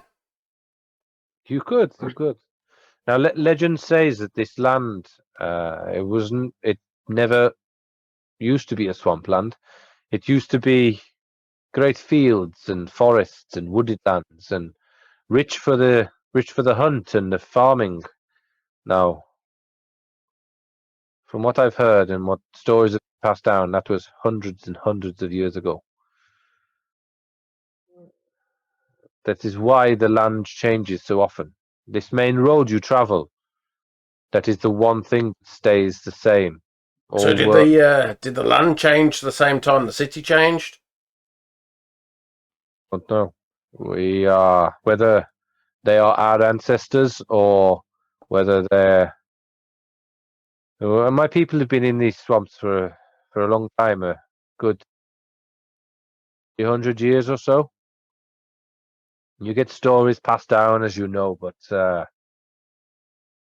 you know about the city and the whirling. We've seen it. maelstrom. We don't actually know a lot about it. There's not many people who do. There is one organization who and you see him. It's kind of like he's picking his words quite a lot, and he every word he says is calculated. He goes, there is one organization. They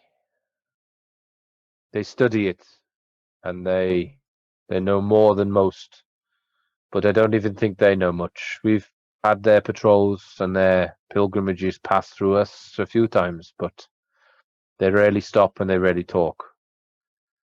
But now, the job at hand. Now, see, Can I make an inside check?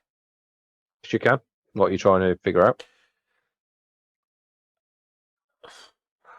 If he's, but like you said, he's kind of being careful with his words. I want to see if he's intentionally hiding information that he knows. Yeah, okay. Roll an insight then, please, mate. -1. That's a 12. From what you can tell, he's not necessarily trying to hide his intentions or anything like that. He's trying to pick the right words to give you as much information as possible. Okay. So you can't figure out if he's telling the truth or lying, or is he being over dramatic. You can't tell any of that, but you can tell that there's certain words he's using, like there's a certain organization. He hasn't said cult, he hasn't said clan, he hasn't said business, he said organization, that kind of thing. So he's picking certain words, and genuinely, I mean, with that role, you like, yeah, he's telling me what he can tell me, if you know what I mean. Okay. But he does say, now, tell me what you see. Can you roll a survival check for tracking, please?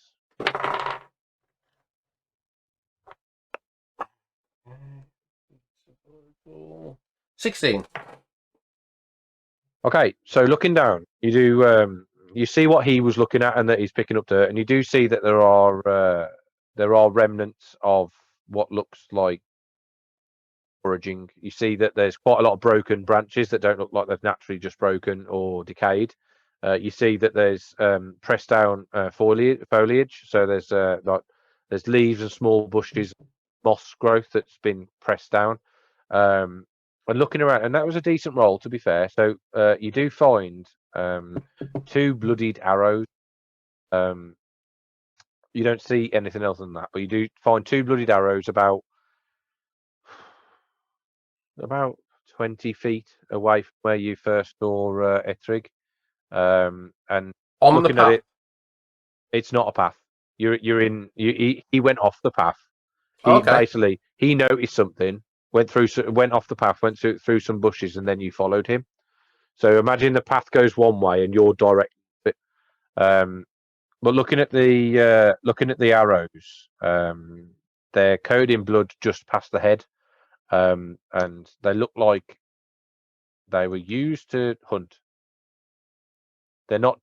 The blood isn't on them deep enough onto the shaft that it would have been like an easy target. It looks like it just penetrated whatever's hide it was doing, and you can figure out that it was done for hunting. But you do find two arrows that are about 5-10 meters apart. Okay. He goes, "What have you found?" I found a couple of bloodied arrows. It looks like somebody's been hunting around here. He goes, "May I?" And he holds his hand out to take one of the arrows. And he takes the arrow and he kind of looks at it, smells it, licks.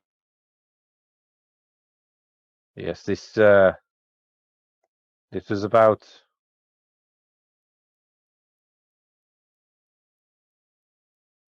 6 hours ago, 32 minutes, 47 seconds. No, but he says it's recent. The blood is still yet to properly congeal. And from the taste of it, he does say that it seems to be some kind of deer meat. Deer blood, sorry. He goes, they were hunting for something. Maybe food, it may be because they were attacked, but I think it's deer meat. I'm not sure. No, I don't think there's much more we can find here. It might be worth just continuing up the road. It doesn't seem like the route they took off the road. They just stopped here. Okay, everyone else at the camp, can you all make investigation checks if you haven't already? It's a massive 11, so I know everybody, everything. Yeah. I got 17 plus 2, so nice juicy 19. 16 flat. 15. Ooh. Okay. Astus, you're walking around and you do see, you do exactly what E-Trig did, and you put your hand over the fire, and the fire does seem to be warm, but it does seem to be embers. The rest of you, looking round, you do see that most of the possessions have actually been taken, other than the bedrolls. But you do also find 2 bodies laying sleeping rolls that have been that are like the sleeping rolls are completely tucked over them. So originally you just thought they were just lumps, and then they're snow covered, and you were over to them, and there are two sleeping rolls with unmoving and partly frozen bodies. If you'd like to check them out, it'll Yeah, I'll be a check one. medicine check for me, please.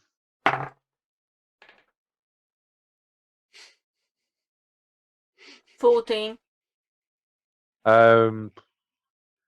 Looking over them, they look like they've got stab wounds or injuries. They're definitely made by weapons. Yeah, but that's all you Do can they find out. look as crude as the first ones? No, not at all. They look like clean weapons. And yeah. And do they look like, do they have anything red on them? Yep. They are all 100% without a doubt Scarlet Hook members.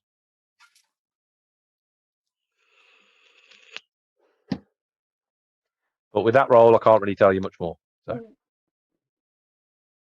Why were these 2 killed?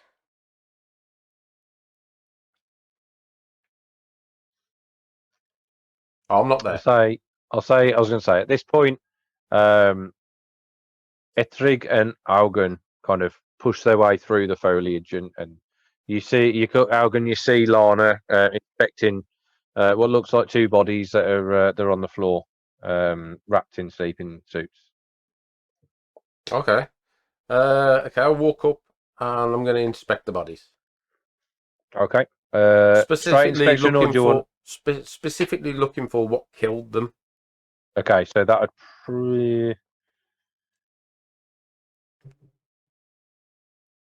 probably be a survival check then.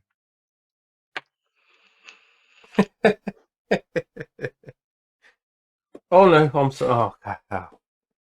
Yeah, these dice Jake, that you got me. The 7 and the 1 look almost identical. I thought I rolled a natural 1. I didn't. Thank God. But I rolled a 7 plus 1, 8. Okay, so looking specifically at the wounds, it looks like they were bladed objects, whether it be spearhead, sword, dagger. But one thing you do notice, they do look to be a few days old. It does look like the healing process had started, it just didn't work. And that Okay. the injuries look deep. Okay. And Ettrig walks over and goes, well, that's 2 more off your list. I mean, I say we killed 3. Did injure a few of them, so this might be a couple of them that were injured. Ladies and gentlemen, this fire is still warm. I mean, that's all I've managed to work out. Ettrig looks over and goes, yes. Good tracking skills, friend. Well done. I'll take you underground, and then I'll be in my. But I really appreciate it. Astus, I think you've cracked it. Oh, and I'm going to pull out my trinket, which is the pipe that blows bubbles, and I'm going to take a long, deep puff on it. Okay, that's fine. You see bubbles pop out, and then they start to freeze in midair, and then they pop, and little snow kind of poofs come off the just above our Astus's head as the little snowy dwarf. Okay, at that point, I'll say we'll have a quick break. As I said, about 5-10 minutes, something like that. Yeah. Wee and stuff, and then we'll pick up from you heading out of the camp. Okay, welcome back. So, the party have just come across a abandoned campsite with a couple of bodies that were unmoving, obviously, and frozen, with a couple of stab wounds that look like they were made from actual weapons, not just beast attacks. So we're picking up from them, the group just heading out of this little campsite, and trying to find Bardok Bloodfist. Okay.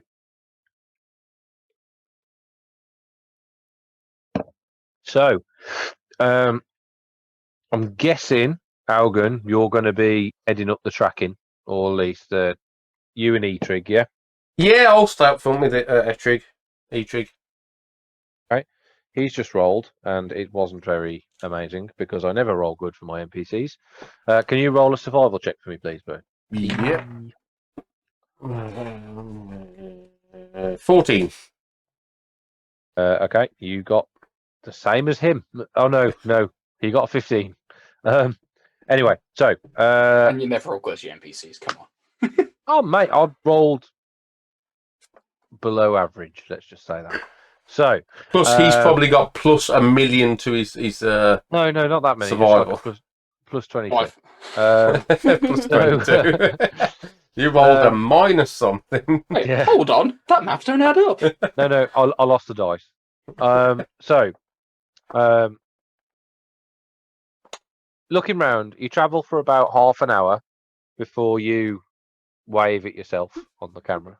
No, I've actually got a cat, but she's like invisible on here. That's in it. You just look uncomfortable with your turtleneck on.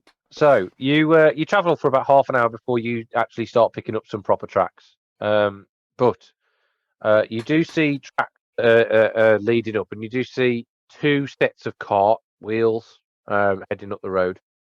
And after about an hour's worth of travel, you see these tracks. They divert off the main path, and you see that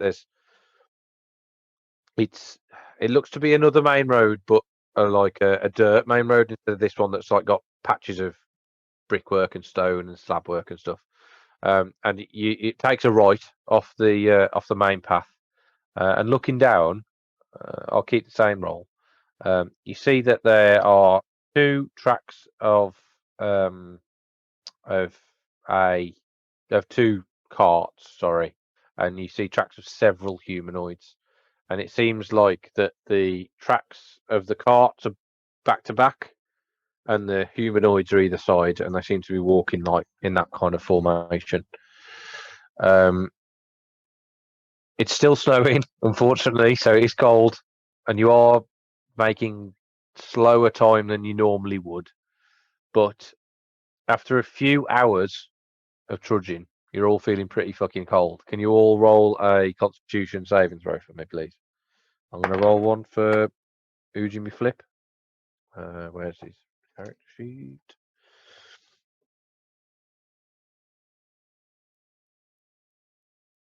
If you've got resistance, does that mean you roll twice with advantage? Distance to cold? Yep. No, because that's cold damage. This isn't cold damage, this is a cold effect. Doesn't say cold damage. I've got something called Mountain Born. You have resistance to... Oh, no, cold damage. Oh, yeah, that's true. You also acclimated to high altitude, including elevations above 20,000 feet. Okay, so I think I might have explained this in the first episode. I can't remember, but basically, the way I'll do cold resistance is you are cold. If it's an actual harming form damage-wise, then yes, obviously you're resistant. This is more of endurance. You're going through being cold for a long time. Yeah. If you know what I mean. Yeah. I know it's a bad way of saying it, but yeah. So it's more of just longevity of the weather conditions. I mean, the DC would surely be slightly lower since they're used to cold. I mean, it's still the DC to it kind of thing. To be fair, you've all got separate DCs, so yeah. Okay. Cool. I have already kind of thought of that. Yeah, I live in the mountains, and Astus is from the city, so it's going to be two different people. He's also wearing metal armor. I'm also wearing That's metal very armor. true. That's very true. You're wearing chainmail covered by furs. That's true. I did roll 19, by the way, overall. Okay, you're fine. Constitution saving throw? Yes, please. Okay, so that's an 18. Nice. So it's not related to concentration, so I don't get an advantage with the walker, so it's just a single roll for me, isn't it? So, yeah. Try as you might, though. What did you get, Lana? 19. Okay. You three, you're feeling the cold, but you're fine. Also, F-Hook is fine. He's got his new coat on and he's working. Astus. That's a question. Did we ever give him the leather armor? No, he's still got common clothes, but he has got a looks like a wolf pelt that he stole from Yalric's hut. Okay. I got 17, which isn't bad, but yeah. Well, luckily, none of you get a point of exhaustion, so you're all good. So basically, the way because the weather's quite adverse, that's how I mean, instead of doing you get damage, it'll be in a point of exhaustion because of due to the cold. But luckily, you all fucking nailed it, and you got sound. Even F-Hook. Are the horses all right? Looking down at them, they do seem to be all right. Yeah, they're because of the new furs that were gifted by an unknown patron. It was someone in the village.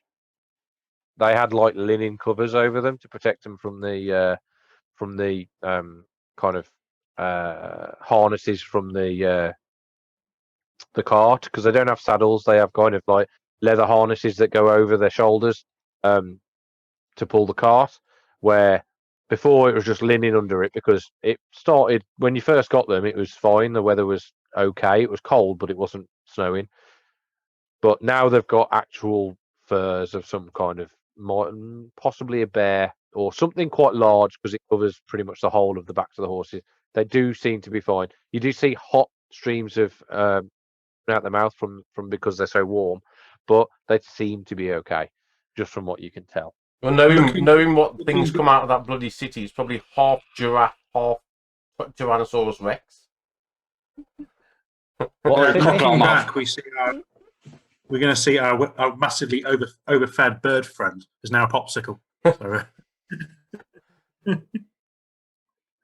it's right. F-Hook's really warm because his face is on fire. Guy Fieri, bring it on. Welcome to Flavor Town. So, trudging through the snow for about 3 hours, give or take. The frozen swampland. You see the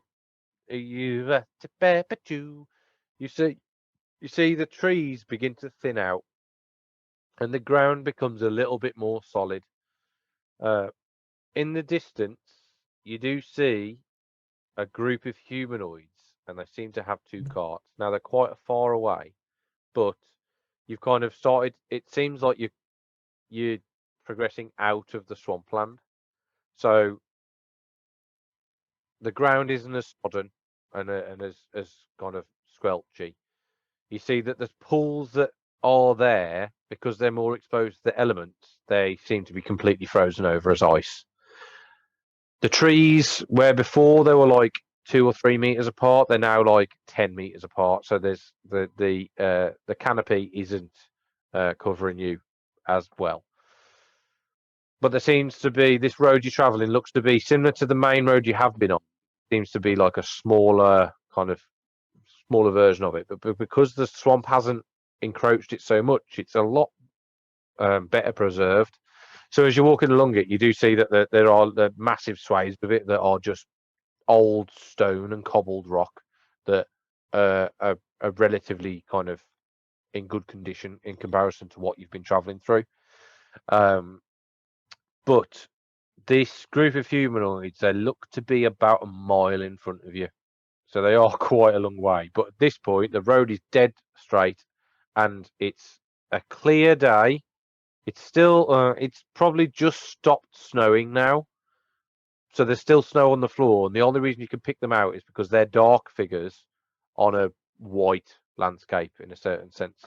You do see trees dotted around and foliage. You do see a couple of pools that are got dotted around. But all in all, it's quite clear. But once again, because there's no snow, it's quite windy and it's quite cold now. You're more exposed to the elements. So can you make just to do a straight perception check to see what you can see from them? I'll roll for Ethel. I rolled a natural one, and we all know what that means. That means that you don't see anything because I hate that. No, that means I can Yes, I re-roll. know. Bloody That is a halfling. 5. That's so shit. I got a 17 for once, which is all right. That's bloody good for a dwarf. That is the 7. Okay. Unnatural 20. Happy days, happy days. So, Kuri, Lana, and Ethok, you're kind of like just trying to kind of brush the snow from your eyebrows, and you're like looking over into the distance, and you see that there's a group of humanoids, and you do see two carts quite clear. Algun and Astus, you see a large figure sitting on top of the lead cart, and he seems to be leaning on what looks like some kind of staff or handle of a large weapon. No sex jokes. From this distance, you can't. Okay, no, you can actually. You see that there are the two carts in the middle, like one there, and then either side they've made a ring of humanoids figures. You know what I said? The people. There's people round the carts. So they've made a bit of a perimeter. They seem to be moving, but extremely slowly. And from a mile away, you can't really see much more.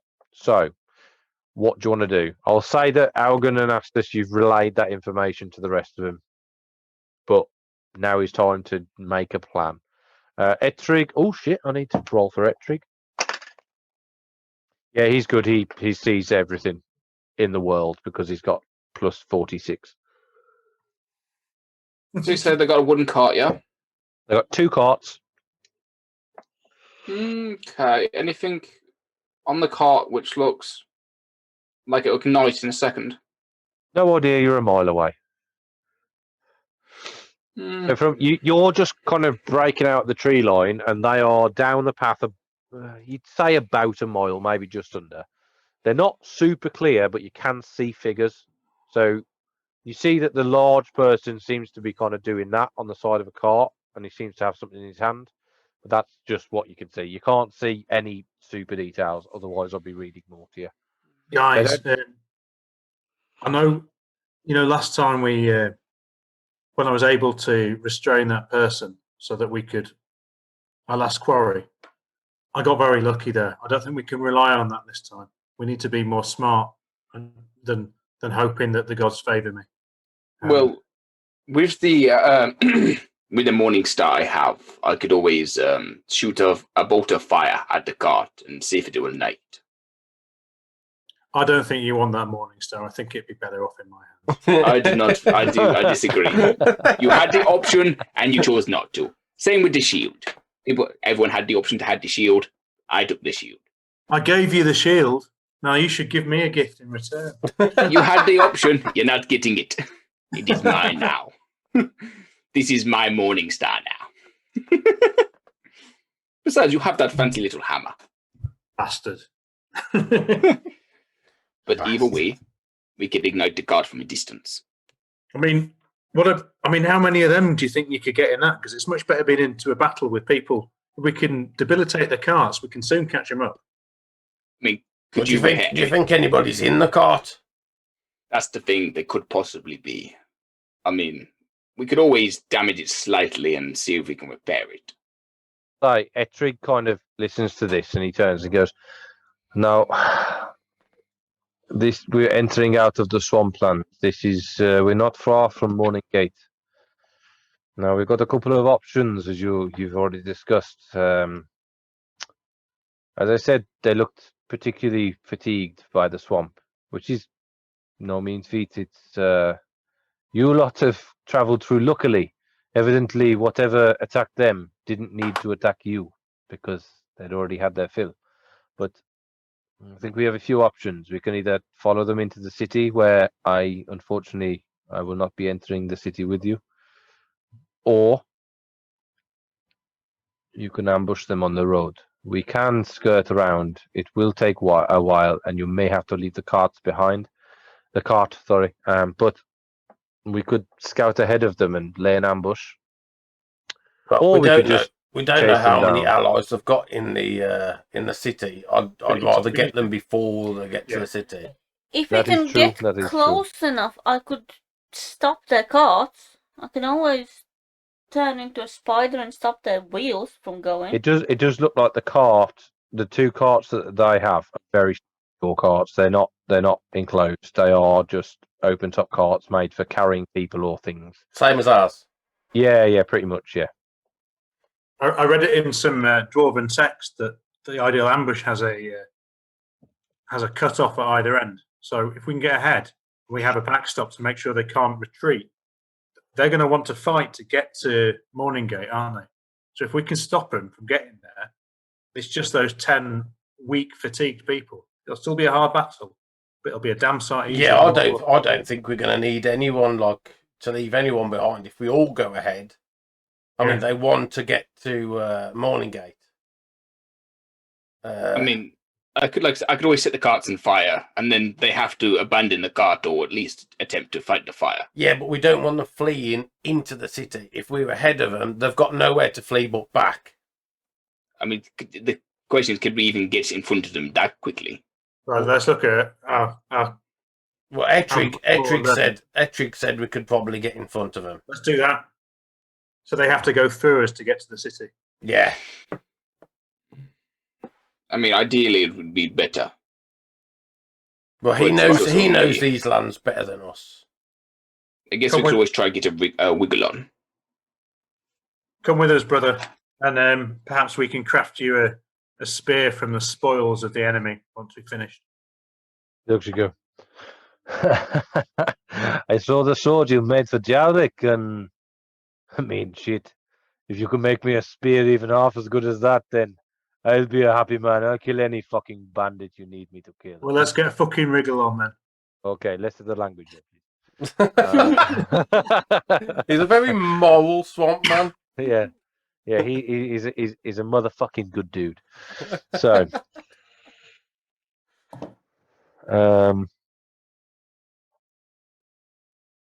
okay. So, what's your plan then? What's your plan? Tell me what you out of game. Tell me what you want to do, and I can plan. I think we're gonna do a big ass ambush. By the sounds of it, Fury's gonna set fire to the carts. Yeah. Lana's gonna turn into a giant spider and web sling them. If we get ahead of them, and I'm just gonna hit stuff, then they have to fight through us. We demolish their carts, and hopefully that'll cause some damage to the people around it, and we just have to take the lot out. I'm concerned about the. I'm sorry, chaps. This is the army officer in me thinking here. I'm Oh, I concerned. knew it was coming. I knew it was coming. I was waiting. I'm concerned about the. I'm concerned about the orc. But most of those others, from what we've seen, they look like they're pretty much folks. Maybe we have Well, to we come. beat so many strong people by now. Surely he can't be worse. I'll just go up to him and I'll give him a cuddle. Like, can I? If I cuddled him, could I do inflict wounds twice? One with each hand. You can certainly try. That's a no. Takes too much concentration. Right, can we do the travel? Quickly. And then, not too quickly, and then have a break until Brandon comes back, and then... Yeah. Because I know I've been there myself in the past. The worst thing I know. possible is to miss combat. Okay, so you will have to abandon the cart. There's no two ways about it. You can't weave the cart between the trees and the pools of stagnant water and ice that are Okay, off has this anyone main written path. down a list of what's actually in the cart? No, but someone probably should. So I think. I think somebody I did. will say, everyone obviously F-Up doesn't really matter because he's only just joined you, but the rest of you have got some valuable items on you. So you need to, and that includes your tent, because they're not just normal tents, they are winter tents. Yeah. And they are more valuable than just your bog standard travelling tent. I have a champion of Borealia tongue tied in a knot. So there you go. Borealia? Who the hell's that? Don't you mean Boralix? Yeah, Boralix. Yeah, sorry, it looks like an ale. But yeah. All right. So I will say, take 2 minutes to just look through your inventories, check what you've got, what you need, what you don't need. I don't want to have someone running into a battle going, "Oh, I've got 3 axes on my back and 1 in each hand. They're all great weapons. I'm going to use them all." Because if you're looking at doing a hit and run kind of raid attack, you probably want to be a light on your feet. So, and it does look like there are places you could probably where, and you haven't seen anyone on the road either, so you could probably put the cart around somewhere where it's probably not going to get nicked. But we shall see. Well, Ettrig is going to be heading back, isn't he? If he survives. Oh, yeah, well, yeah. He said once he gets you in vicinity of Morning Gate, he's going to head back to his village. So I'm going to turn around to him and say, well, I'm going to turn around to the group and say, anything that you've got that you don't need, stick in the cart, and then when Ettrig comes back, he could take that back, and for all I care, they can have what's on the cart. We can always pick the cart including the cart. We can always pick the cart up on the way back Oh, through. Okay. But I'm going to take my standard great axe off and put that on the cart. Right. So what I'll say then, make a little kind of subtitle on your or on like a notebook or something, and just say, put on there what you're leaving in the cart. Okay. Well, on everything that I'm putting on the cart, I'm giving to them. I am not doing that. Well, what you want to keep on you. I've essentially got a rusty dagger they can have. That's all. Maybe they can have one. They might be able to get a stick of incense as well. I'm Maybe. literally keeping my hand axes, my javelins, and my fancy great axe, and my special sword. Okay. I will say your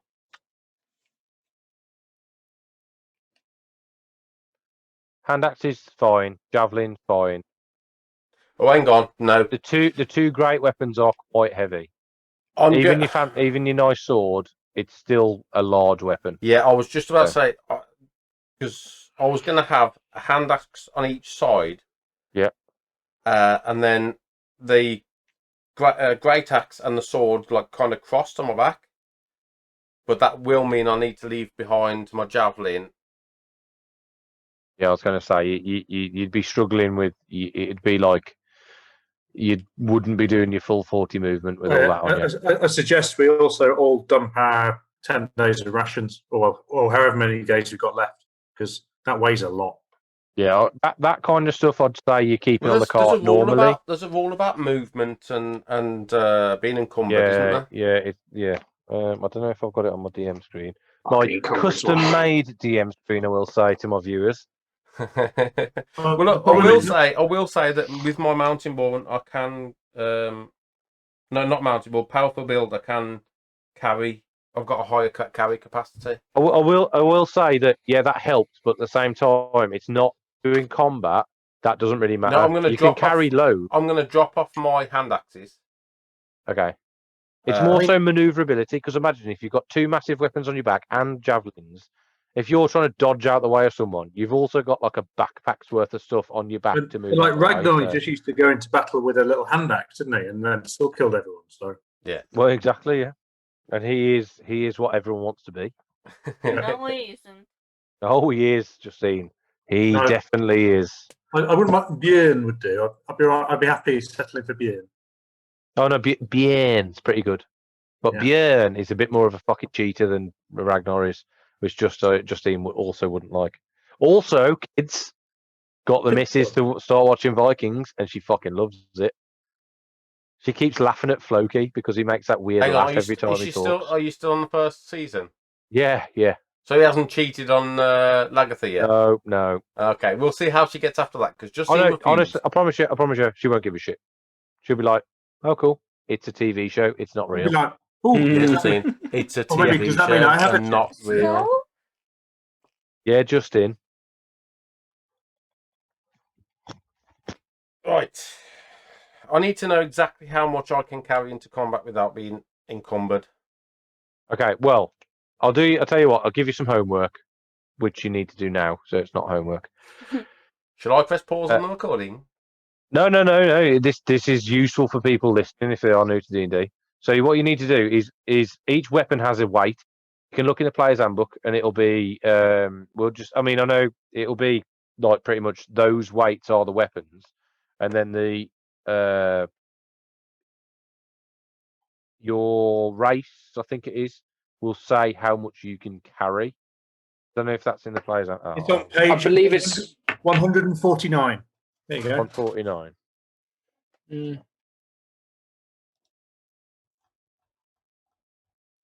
Okay, and I haven't got. Oh shit! I haven't got the book with Goliath with Barbarian in it. What, the player's handbook? Not his barbarian. Is Barbarian in the player's handbook? The normal barbarian is, yeah. Zealot is the Zealot's not. Yeah, the Zealot's straight barbarian. Which book is yours in? Because in Xanath? The Zealot. I put my light crossbow and my scimitar in the cart. Okay, that's fine. And also my rations, because I don't need them. Okay, so your food and your unusable weapons when you're Barbarian is in the player's handbook. Goliath isn't, and it's Goliath that I need. It's your race, not your class. Hang on, is Goliath not in?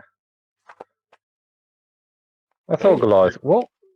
Yeah, it is. Goliath in player's handbook, isn't it? Is it?